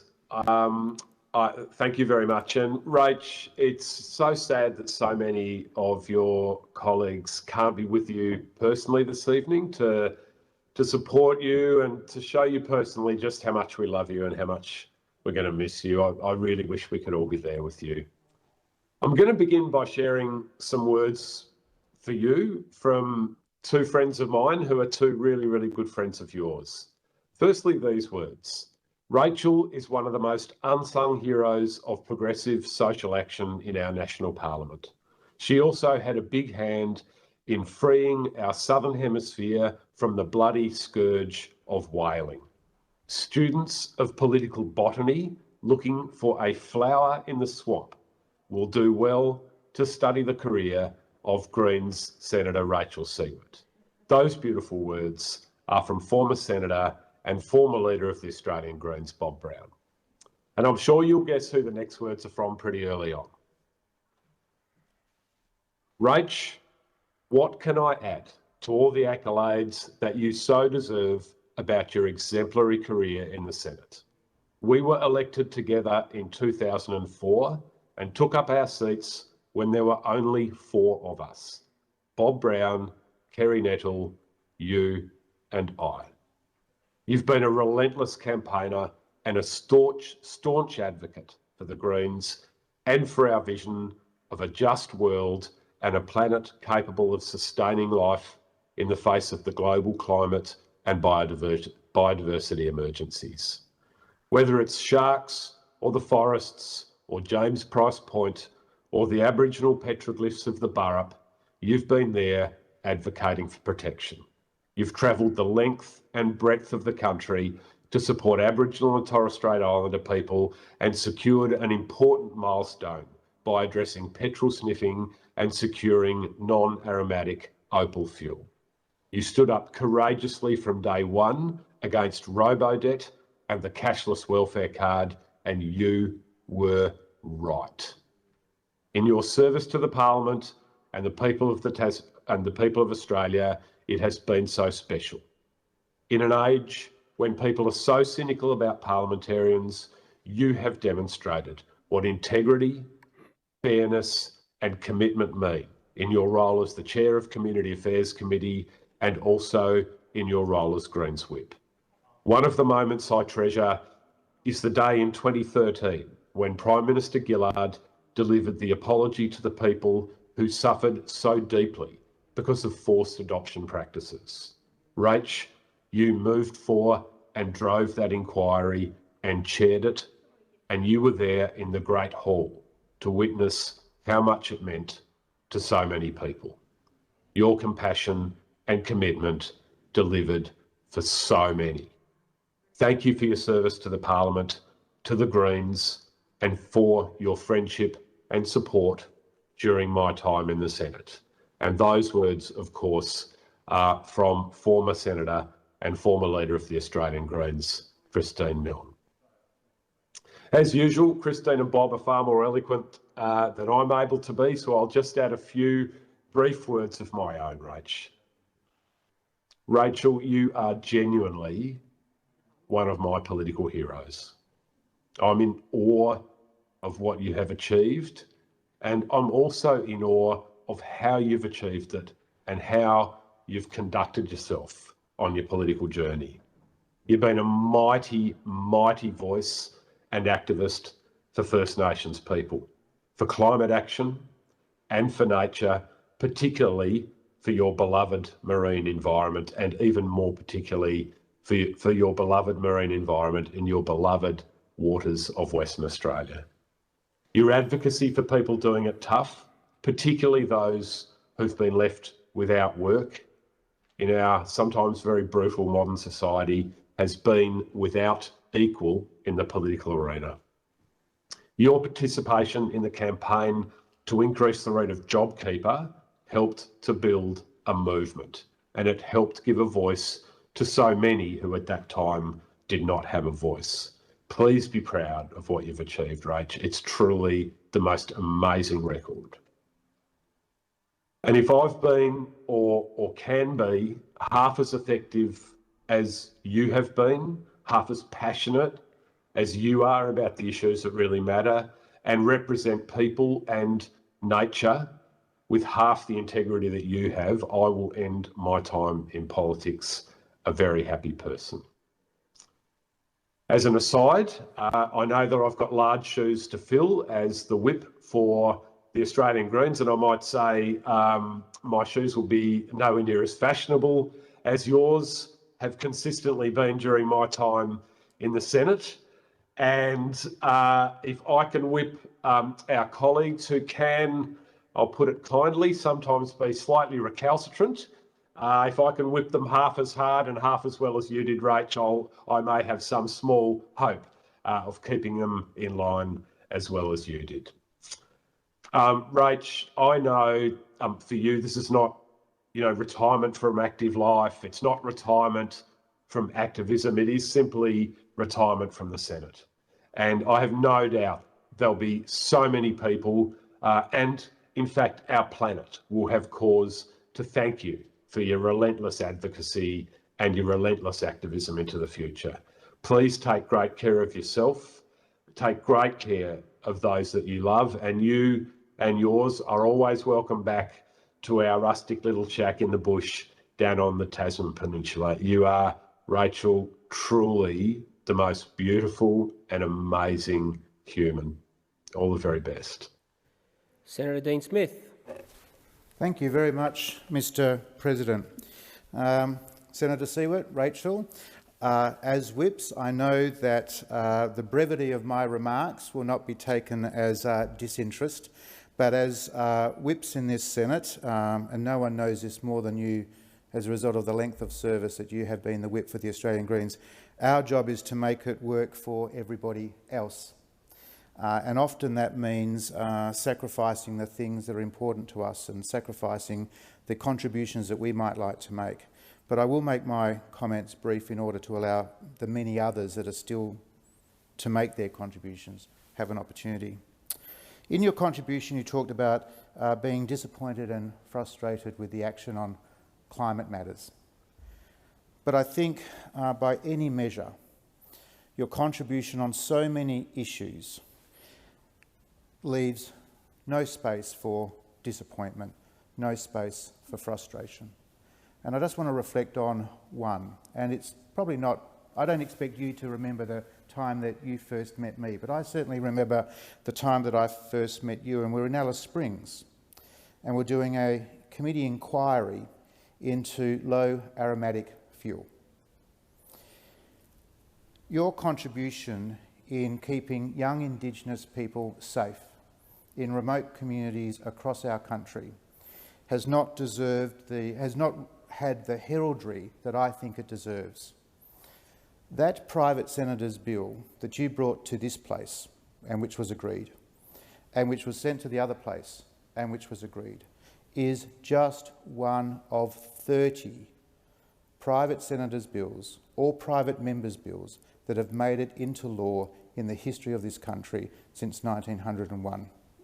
That is a remarkable achievement on an issue that has absolutely gone a long way to ensure that young people, not just Indigenous but predominantly Indigenous, are kept from harm's way. I have admired the way that you have worked. Your conviction, your integrity is a model that senators in this place and senators that are yet to come can style themselves on. You reflected quite accurately that not enough gets talked about all the things that we do agree on and all the things that we work so constructively on and that change the lived experience for so many people in our country. Our names will not be remembered in the future, but the legacy that some of us have been able to live, to deliver for other people will be felt. And it's hard to imagine someone who has made a more lasting contribution to improving the lived experience of so many people. One of the things that I have observed working closely with you is how important it is for people to have a voice on issues, how important it is and how empowering it is for those people when they get heard by senators through the parliamentary committee process or through other means. You drive a hard bargain as a whip, but what I have always enjoyed is that yesterday's challenges are not carried over today or into tomorrow. And that is a real testimony to your graciousness and your decency as a person. And you mentioned that that you come to this place having followed other Green senators, and as significant as their contributions were in their own way, your contribution is the force from the West. Your contribution is the one that I think that many, many people should set themselves and style themselves upon, because it has just been so significant. I've enjoyed working with you on grandparent carers. I've enjoyed working with you on the important issues around the National Redress Scheme. I've enjoyed hearing your contributions about the Kimberley in the adjournment debates, even though we might disagree with what is the right way to get to improving Indigenous disadvantage in this country and preserving the Kimberley's wonderful environment. Congratulations. It has been a remarkable achievement. I'm sure there are more things for you to do, and I look forward to supporting you in whatever way I can over the future. But congratulations to you, and best wishes to you and your family for the future. Senator Rice. Thanks, President. And Rach, we're just going to miss you so much. The contributions that people have made this evening just show how loved you are and what a massive contribution you have made, what a difference you have made to the people of Australia, to the other creatures that we share this planet with, to the people of the world. And it's a huge contribution. And you are such a role model that I have looked up to and think in terms of working together and working collaboratively of what you can achieve by doing that. Such a combination which is so rare in this place of being that mixture of absolutely steely determination and on top of your game and determined to go for it, but with a heart of gold. And that love and care. And I think that's at the core of what makes you and your contribution so special, that it is grounded in love. It's grounded in love and care. And so then it's treating everyone genuinely, that you have invited in, that you have worked with, that you genuinely respect them and want to see people to be able to achieve their best. You want everyone to have the opportunities that you know that we all deserve. And as that, yeah, that's why you have achieved so much, and that's why everyone respects you. And that's why, and I think it's grounded. I mean, you said in the beginning of your contribution tonight that you said you took a bit of time to work out whether you were really a politician. And in fact, that makes you the best sort of politician, and of which there are so few people in this place that have got that genuineness, that care, that love for people, for humanity, for the planet, that you bring every ounce of your being with, and every ounce of the work that you do is imbued with that love and that care. I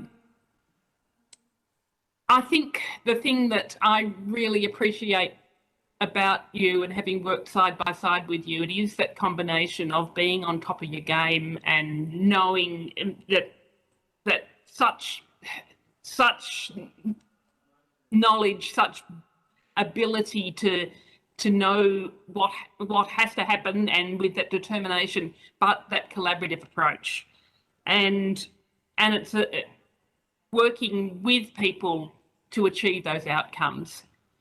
The other thing that I really think, we know your amazing suite of work that you've done in this place on making life better for people and sort of the social services and improving people's lot. But I know that your passion for nature is just as much there, and particularly the wonderful, beautiful environments of Western Australia, from the forests of southwest WA through to the Ningaloo Reef.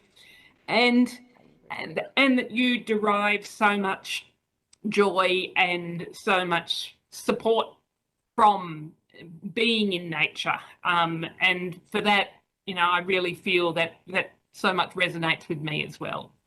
The other thing that I have really, it's just been so wonderful to work alongside you is both being women, we're a very similar age, having come through the environment movement and been in the Senate, and coping with the issues that go with being a woman of the age that we are, of who aren't always treated seriously. And so women in their 40s, 50s and 60s who the world can just look through, and having to actually speak up and have attention paid to you. And the way that you have done that has just been a lesson for everybody.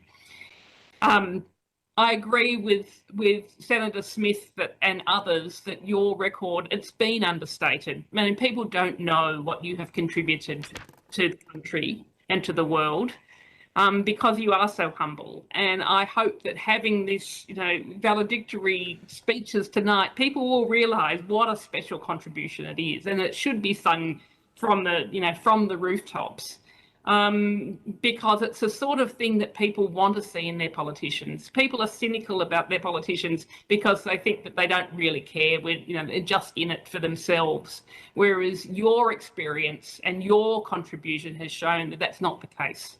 That you are there out of love, you are there out of care, you are there out of that determination to be doing good for people on the planet. So look, we're going to miss you. Your shoes are enormous. You absolutely are the hardest working person in the place. It would take 6 senators, I think, to replace you. So we're all just going to have to struggle along to get by without Rachel. And I just, really, just want to thank you for your contribution and really wish you all the best to have more time with your family, looking after your elderly mum. Another thing that we've got in common, and sort of juggling those family responsibilities, and know that, just have a bit more time to enjoy yourself and to really enjoy the fruits of knowing that you've done what you were able to do in your time here. So thank you, Rach. Senator Whish-Wilson. Thanks. Rach, I was thinking you didn't deserve to be here tonight without your colleagues and a full Senate. But on reflection about that, I thought, well, there's a lot of battlers out there. There's a lot of Aussies doing it tough. And you've been such a champion for those people for so long that I'm sure you'd be taking this in your stride. This is a time in history that it is what it is, and tonight is what it is. And we'd all love to be with you tonight and share in this moment, but we can do that through this remarkable technology that we're seeing this through tonight.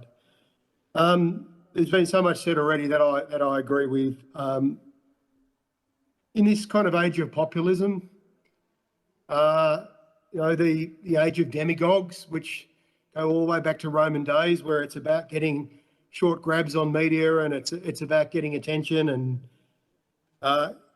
getting in the media frame. I reflect on the work that you do. Kristine's absolutely right about you being an unsung hero. The amount of hours you put in. It's been talked about your committee work and the work you've done for the Senate, but we also know the work you put into our party to work across the states and across our National Council. It's remarkable. It's remarkable how you do that. I think one of the most common questions we all get as senators is, how can you do this? How can you do this every day? How can you deal with the things that get thrown at you and seeing people constantly undermining climate action, all the things we stand for? And I think it takes a very remarkable person to be resilient in the face of that and continue to chip away and never give up and always remain optimistic and always take action. And I think, you are a siren song to that, and your career is so. Like me, I know you're a saltwater person.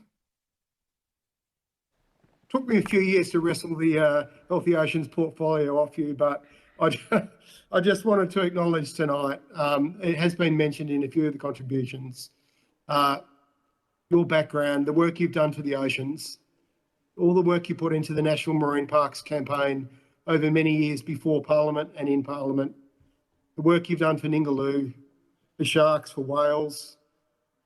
You've been a great role model for me, and I thank you from the bottom of my heart for all the work that you've done for the oceans. And, it's an interesting reflection. People often frame the Greens as being either social justice Greens or environmental Greens, and the media love to have a field day with this as to our detractors. But look at you as an example. You've got an amazing history working for the environment, on climate change, on oceans, and a whole range of issues. And here you are, the accolades you've received tonight, all the work you've done, tackling inequality and standing up for the battlers of this country, for the underprivileged, for those doing it tough. In many ways, you are the complete Green. And can I say, watching all these speeches tonight, what a bloody great minister you would have made if the Greens had been in government. Seriously, who else has got the talent pool that we have got? And you are a classic example of that. The country is missing out by not having people like you, Rachel, in ministerial positions. If you've been able to do what you've been able to do without being a minister, imagine what this country could do with the Greens in government. I don't want to be political in this day, but I actually really mean that. I really, really mean that. I'll be honest, I will finish up very soon. I don't get intimidated by many people, being the person I am, but I've always been a little bit intimidated by you, Rachel. I've known my place around you. I might well be one of those recalcitrant senators Nick McKim was referring to earlier, but I remember when I had my first weekend with you and Fluff down in Yallingup. Nat and I got there quite late. It was getting dark and you'd arranged for me to have a mini mal and you gave me a vest to wear, and Fluff said, come on, let's go and get some waves. And you and I and Fluff walked down to the beach. Nat was up at the reading a book. And I was thinking to myself, crikey, it's getting dark. What are we doing? I paddled out. There was still some light to see a couple of waves. It was pretty big. I think we'd been informed there'd been a white shark in the area just a few days before. And there were Fluff and I sitting out there, got a few waves. Took me maybe 2 or 3 attempts to get out. And I said to him, mate, it's getting a bit dark. Don't you think we should be going in? And he's like, no, that's the whole point. The show starts when it gets dark. He was going to turn the lights on his surfboard. And I was sitting out there at shark bait thinking, I'm caught between the devil and the deep blue sea here. I don't want to let down Rachel. I don't want to look weak. Or I'm going to get eaten by a shark in the dark at Yallingup, which is a pretty intimidating place to be. So, look, you know, I'd also like to say that your wedding down at Yallingup, I think was my happiest moment in the Greens, with the Greens party room. The way you pulled everyone together, it was just such a beautiful night. In fact, it was just an amazing weekend. So thank you for being a friend to me when I started. Thank you for being a mentor. Thank you for putting up with me as the whip. And I look forward to working with you for many, many more years on oceans and on the issues that really matter. Good on you, Rach. Just for the information of senators, at 7:20 when the adjournment's scheduled to commence, I'll be seeking the leave of the Senate to continue this until 7:55 when I have one adjournment speech to turn to. So I'm going to ask senators, particularly those not from the Greens, to be considerate of their Greens colleagues who have yet to speak, because I still have a dozen speakers on the speakers list. Senator Askew. Thank you, Mr President, and I will be brief. I just simply wish to associate myself with the comments made around the chamber this evening, especially in recognition of Rachel's service to this place. As we heard earlier, Rachel's been the chair of the Community Affairs Reference Committee for many years, and upon my arrival here in 2019, I became her deputy chair and chair of the Ledge Committee, and have had the opportunity to work very closely with you since. I cannot express more sincerely my thanks to you for your support since that time. It's been amazing, and I've really enjoyed having the opportunity to work with you. I've especially like in committee hearings especially, but also when we've had the opportunity to attend hearings around the country when we were able to travel. It just gave us that opportunity to work closely and to get to know each other better. I've found that you're a very genuine person. You genuinely believe in what you do, and you represent your constituency faithfully. And as many people have discussed it this evening already, your immense capability and your capacity for workload is beyond belief. Your passion for the portfolio areas that are encompassed by the Community Affairs Committee, it's clearly evident of your commitment to the cause and the way you undertake your role. So well done and thank you. Although we don't always agree on policy, we have always been able to respect each other's differing opinions and work together in a professional and collegiate manner. And I think most people around the chamber have mentioned similar things today, so thank you for that. I'd like to take this opportunity to wish you all the best for the future, genuinely, for whatever comes next. And I look forward to no doubt crossing paths with you in the future. And I just want to wish you all the best for your family, because I know that that has been the driving force behind your decision, and hope that everything goes well with your mum and your family, and that you enjoy spending more time together. So thank you for your service to this place, and thank you for your caring friendship. Thank you. Senator Steele-John. Thank you, Mr President. Now, in talking with Rach about this speech tonight, I repeatedly promised that I wouldn't say anything embarrassing or that would make her cry, and I will endeavour to keep that promise. I have also taken an unusual step and written most of this down in the knowledge that probably at some point during this contribution I am likely to start crying myself. But here we go anyway. So, Senator Rachel Siewert, or Rach, as anybody that's ever met you, actually always calls you at all times apart from committee and during question time. You are one of the most impressive people I have ever met. I've been in awe of you since the first time we ever interacted in the Greens WA. Rachel, you generously share your experience, your wisdom and your ability as an authentic and fearless campaigner with anybody and everybody that asks you. You are truly the master of Senate procedure. Nobody after you will ever, I think, come anywhere near as close to your knowledge of how the chamber works as you, and we will do our best to fumble on in your absence. But I thank the stars that you will, I'm sure, after a break, be at the end of the phone for us to ask some questions of. Your commitment to our Green movement runs so deep that I swear that if you banged yourself, you would literally bleed green. Your commitment to consensus, our 4 pillars, and your loyalty to ensuring that our members and their needs and the needs of community are centred, as well as the environment, is absolutely incredible. You are a true custodian of our movement, determined, driven, and deeply passionate. You possess from those things this incredible frustration and indignity in the face of injustice that I think echoes the feeling of so many in our community and gives all around you the energy to continue the fight. In thinking about how to summarise such an incredible career and such an incredible experience of working with you over the last 3.5 years, these words of determination, of passion, and of deep commitment spring straight to the front of my mind. A defining thread that weaves through every aspect of your work is a soul-deep commitment to centering the needs of the community who are so often shut out of this place.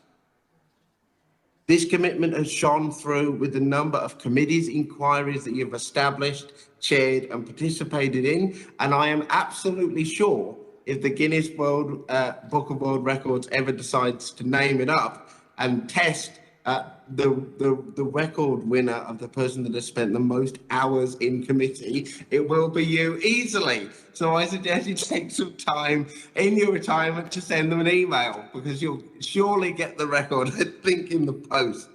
And my goodness, the outcomes that you have achieved for the community in this time are an incredible testament to the values and the hard work that you bring. And I want to name up a few of them, because if I spent the whole time doing it, we would be here until tomorrow morning. And as Whip, you'd probably be texting me halfway through telling me to shut up. So I'll name just a few. Your work leading the campaign to increase income support is absolutely defining. You have fought tooth and nail for your entire career, not only to support people that need it across the spectrum, but also on that specific issue of increasing income support, and also in ensuring that the robo-debt scandal was called out and called up immediately. And it is you, I think, that deserves the lion's share of the congratulations alongside the community for the work that you did in revealing the absolute scandal of robo-debt. Others may well have come on board, but in the wake of your courage and your fearlessness, they swam. And because of that dedication to that issue and that community that was affected, there is now an opportunity for justice and redress for people that were affected. And so too, in your opposition to the cashless debit card. Absolutely incredible, vital work that you led alongside the community from the front, fearlessly, always.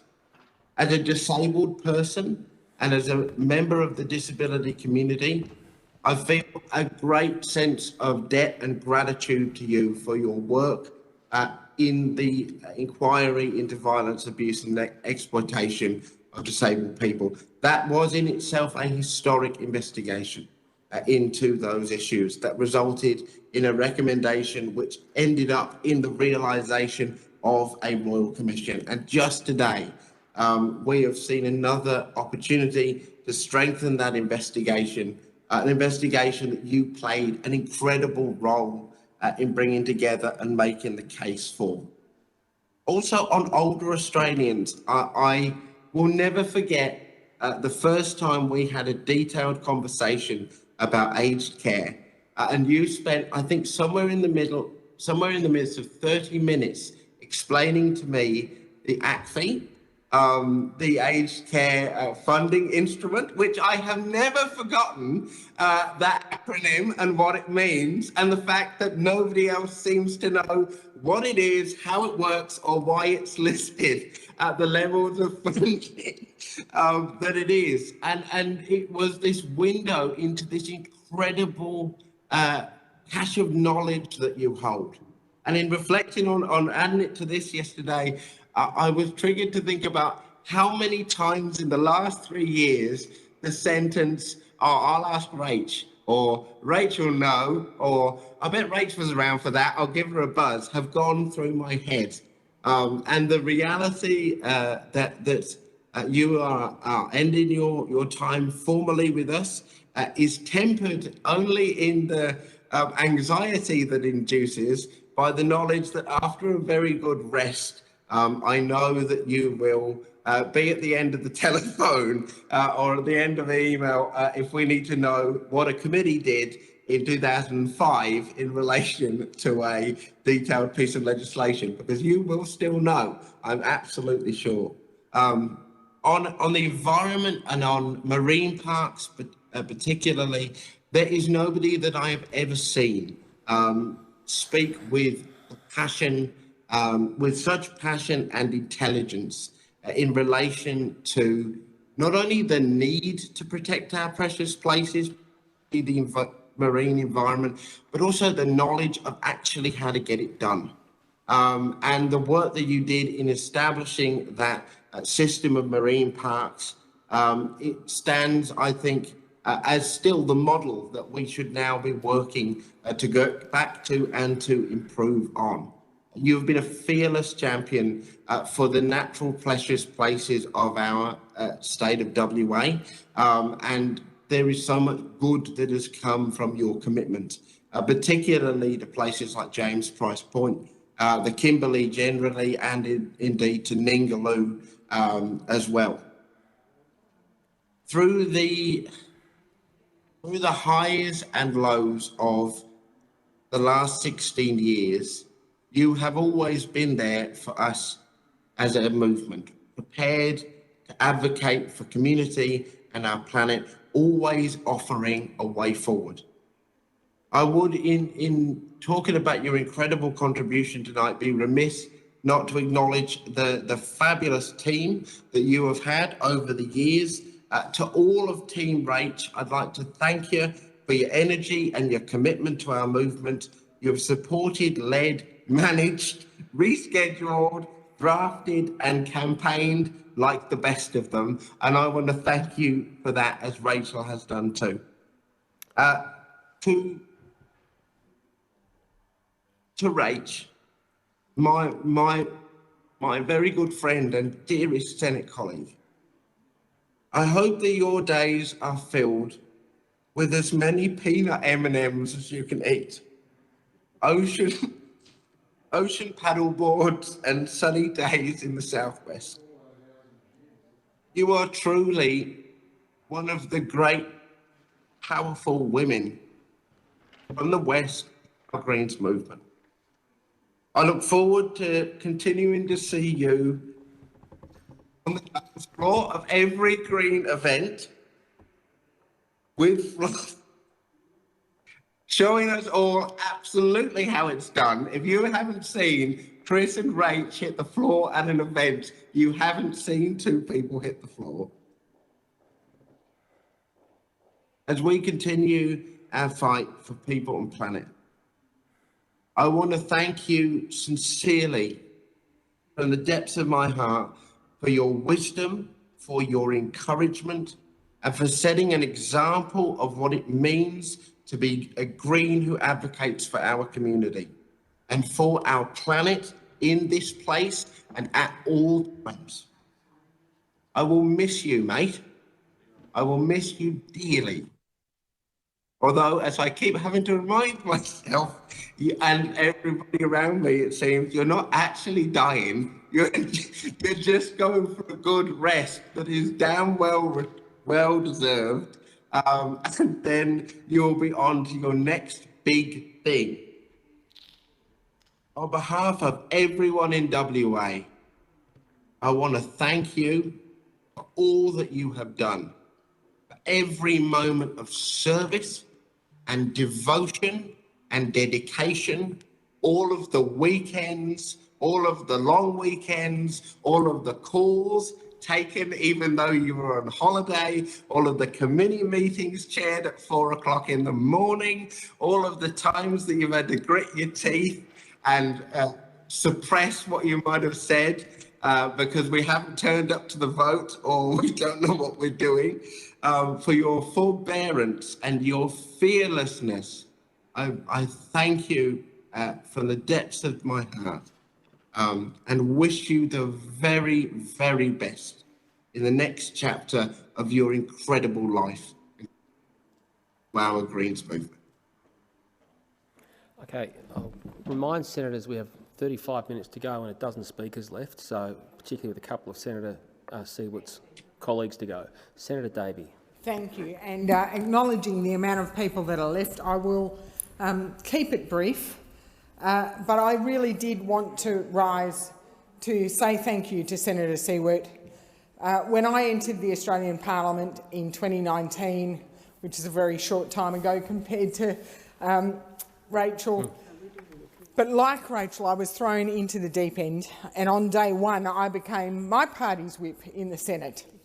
I had no idea what the job entailed, where I needed to be or what I needed to do, and the only way I was able to learn was from my fellow cross-party whips, Senator Urquhart, Senator Smith and Senator Siewert. And I think together we've been a very good team. Senator Siewert has been a role model in this regard. She's been open, she's been very patient with me, and as I learned the ropes, she's shown a willingness to work across partisan lines on procedure and administrative operations in the best interests of this parliament that allows us to focus our attention on what we are actually here to do, which is to represent our constituents. And she does that to her fullest. She is proof that showing people respect does not compromise values or ideology. And this reflects the kind of person she is. She is thoughtful, she is driven, and she is highly, highly passionate. And for that, I thank her. I mean, one of the greatest things any of us, any Australian can do is put their hand up for federal parliament and office. And Senator Siewert did that in 2005, and many people before me tonight have spoken on all her achievements. And so I want to let other people have a turn to say their thanks and their piece, so I'll cut out half of what I was going to say. But I do want to highlight that, Rachel, you are one of the lucky ones in this House, in this chamber. You get to leave on your terms, not those of the Australian voters, nor those of a party executive. And that is to be commended and to be valued and to be cherished. And although most of our political views differ, one thing we do both agree on is that we both want to leave this place better than when we entered. And I certainly think that through your work, you have achieved that over the 16 years. And I congratulate you for all of your efforts. And I want to just say thank you, Senator Siewert. Thank you, Rachel. Thank you for your patience, your help and your support. Thank you for your kindness and thank you for your contribution in this chamber on behalf of your constituents and your party and all of Australia and our parliament over the years. So from whip to whip, senator to senator, person to person, I wish you all the very best in the future. Thank you. Senator Faruqi. Thank you, Mr. President. Rach, before I joined this Greens dream team in the Senate, I had heard about Senator Siewert from others who had met her. I had heard about her fierce advocacy for marginalised people and for the environment and oceans.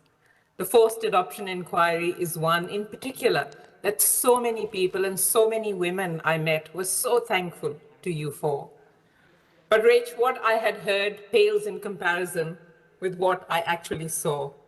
Rachel is a powerhouse full of heart, passion, and compassion. But she also does know how to crack the whip, figuratively, of course. Keeping us unruly mob in line, I tell you, is no easy task. But in our party room, we are all scared of not following Rachel's instructions as a whip. And weirdly enough, I will really miss your whip cracking. Rachel, you're also one of the hardest working people that I have ever come across. You must surely have a few clones running around helping you out. The depth and breadth of work that you do in the party, in Parliament, in committees, with communities seems humanly impossible, yet you do it every single day. One of the things that I've appreciated most about you, Rach, is your total no bullshit attitude.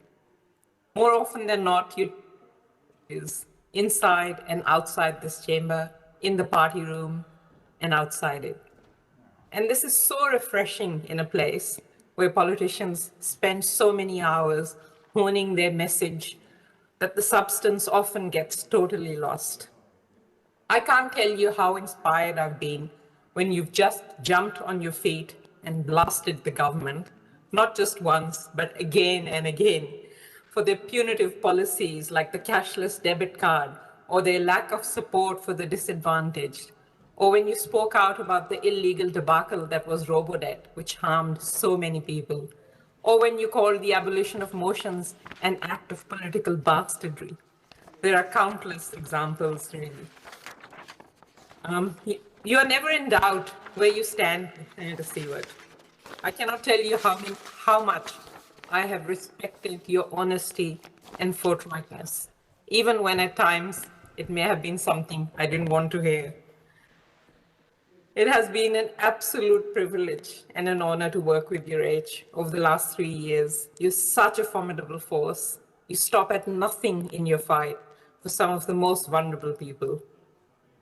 I will sorely miss you in the Senate. I mean, 16 years is a bloody long time to serve your community and your party so diligently and with such integrity. In your first speech, Rachel, to this chamber in August 2005, you described yourself as the fourth in line of determined Green women from the West. As you said, at the heart of our Green value is a vision of community, a community that extends beyond the borders of our neighborhood, suburb, or state, a community in which people care about each other and the future of our planet and act carefully and responsibly to ensure its ongoing success. Well, Senator Siewert, you have left no stone unturned to push for this vision to become a reality. And you have made us all so proud to be part of the Greens movement to change the world, to be a better place for all. From the bottom of my heart, Rach, thank you and all the very best for this new phase in your life. We love you. Senator Thorpe.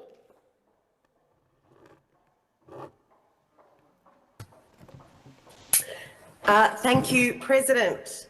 Well, I've learned so much in just hearing these incredible yarns about an incredible woman.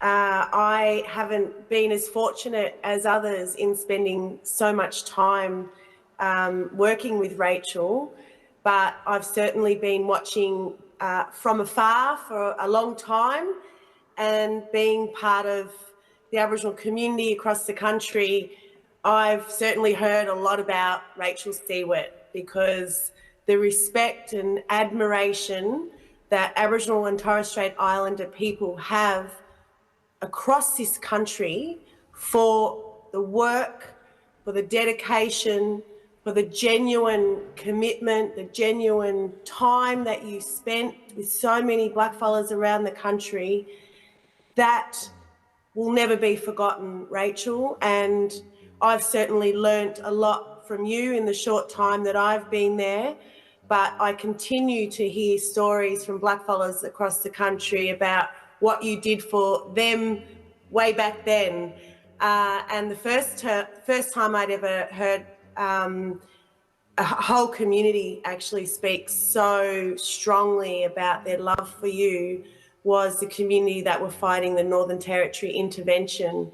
And I was inundated with calls of support at that time, but they were very clear in saying, but we got Rachel Siewert in our, she's got our back, she's fighting hard. And they were sending me speeches at that time and showing me what an incredible ally we truly had working in our space, being respected in our space, but also, which doesn't happen very often, is that you were welcomed into our communities and you were respected and trusted by so many communities. And that in itself takes a very, very long time. Our people are so used to, people saying they're going to do things and that they're going to call them back and they're going to follow up. But not one person have I ever heard say to me, Rachel didn't follow up or Rachel didn't get back. It's always Rachel has done this and Rachel has done that. And, they say that Nick has big shoes to fill, but I also knew that I had big shoes to fill. And I'm a black woman, going into that space and taking on the First Nations portfolio. But, inside I was thinking, oh my gosh, I've got to do justice to this space now, given what you have done. And I just want to say on behalf of all blackfellas across the country that have shown their dedication to you and respect to you, that, we are all truly thankful for what you've done. And as previous senators have said, it has meant that you've had to take time away from your family and away from your mum. And you've done that because it's just the incredible person that you are, and you want to please everybody, and you do, you still, I've been in situations with you where we're having a hard meeting and then mum calls and then you run out and you run back and you're straight back on the ball. And yes, I am too one of those Green senators who is quite scared of you too, and was always frightened of missing a vote or stuffing something up. And when I did stuff things up, I just think, oh gosh, Rachel's going to kill me. But you never did. You still mentored. You still provided guidance. You didn't make me feel like, I was dumb. You're just an incredible an elder in my view, because of your wisdom and because of the respect that you have from so many people, that in my eyes is a true eldership that you've shown. And, elders fight for their families and fight for their communities and fight for country. Well, that's what you do too, and you also look after people. So I want to say thank you for that. I also want to say thank you for paving the way and walking the talk. I think Sarah was right in what she said about, who would have thought that a black senator was going to come into that place through the Greens and be an activist at that. And it's work like you've done over these years that has created these spaces and allowed for people to wake up and realise that we need Black voices in these places, in every place where decisions are being made about us. And I also want to say thank you for creating the space for Dorinda Cox and the mentorship over years. I've been told from her that you've mentored her, and now, you know, this space has been created and another Black senator's coming in. I mean, you know, you walk the talk, Rach, you always have. Someone said earlier, you know, there's basically no bullshit that comes from you. You say it how it is. Sorry for swearing, President. But you just real, and we need real people representing real people. And the fight that you fought for the cashless debit card, for all of our people that have been ripped off through the robo debt, you know, you made my heart bleed from the contributions you made, because they were from the people's heart, and they were from the people's mouths who were suffering from all of those bad decisions. So you genuinely represent the grassroots people that are fighting for a voice in that space, and I truly thank you for that. And lastly, because I know there are a lot of speakers, and I've only been able to work with you not quite a year, because I haven't been there quite a year yet, but how you run that place, I think you'd give the president a run for his money most of the time. I'm sure you know, eyeball one another every now and again over a certain parliamentary procedure that I have no idea about, but I can see it all working because you hold everyone to account there also. But finally, Rach, you know, I just want to say that I was really honoured to have you walk with me into the chamber that day. I'm sorry that I frightened you just before we walked in and said, I'm about to put my fist up. And you went into a panic, like, oh my God, we haven't told the president that. And I'm like, oh, does that mean I can be kicked out? And Rachel's just explaining everything really quickly and fixed it really quickly. And it was just an absolute honour to have you walk me into that Senate. And I'll always be not just a colleague, but a friend. And whenever you need anything, I'd love an excuse to come over there. And yeah, our mob love you, and thank you for everything that you've done for us. Thank you. I'm just going to transact one item of business before I go to the next speaker. Senator.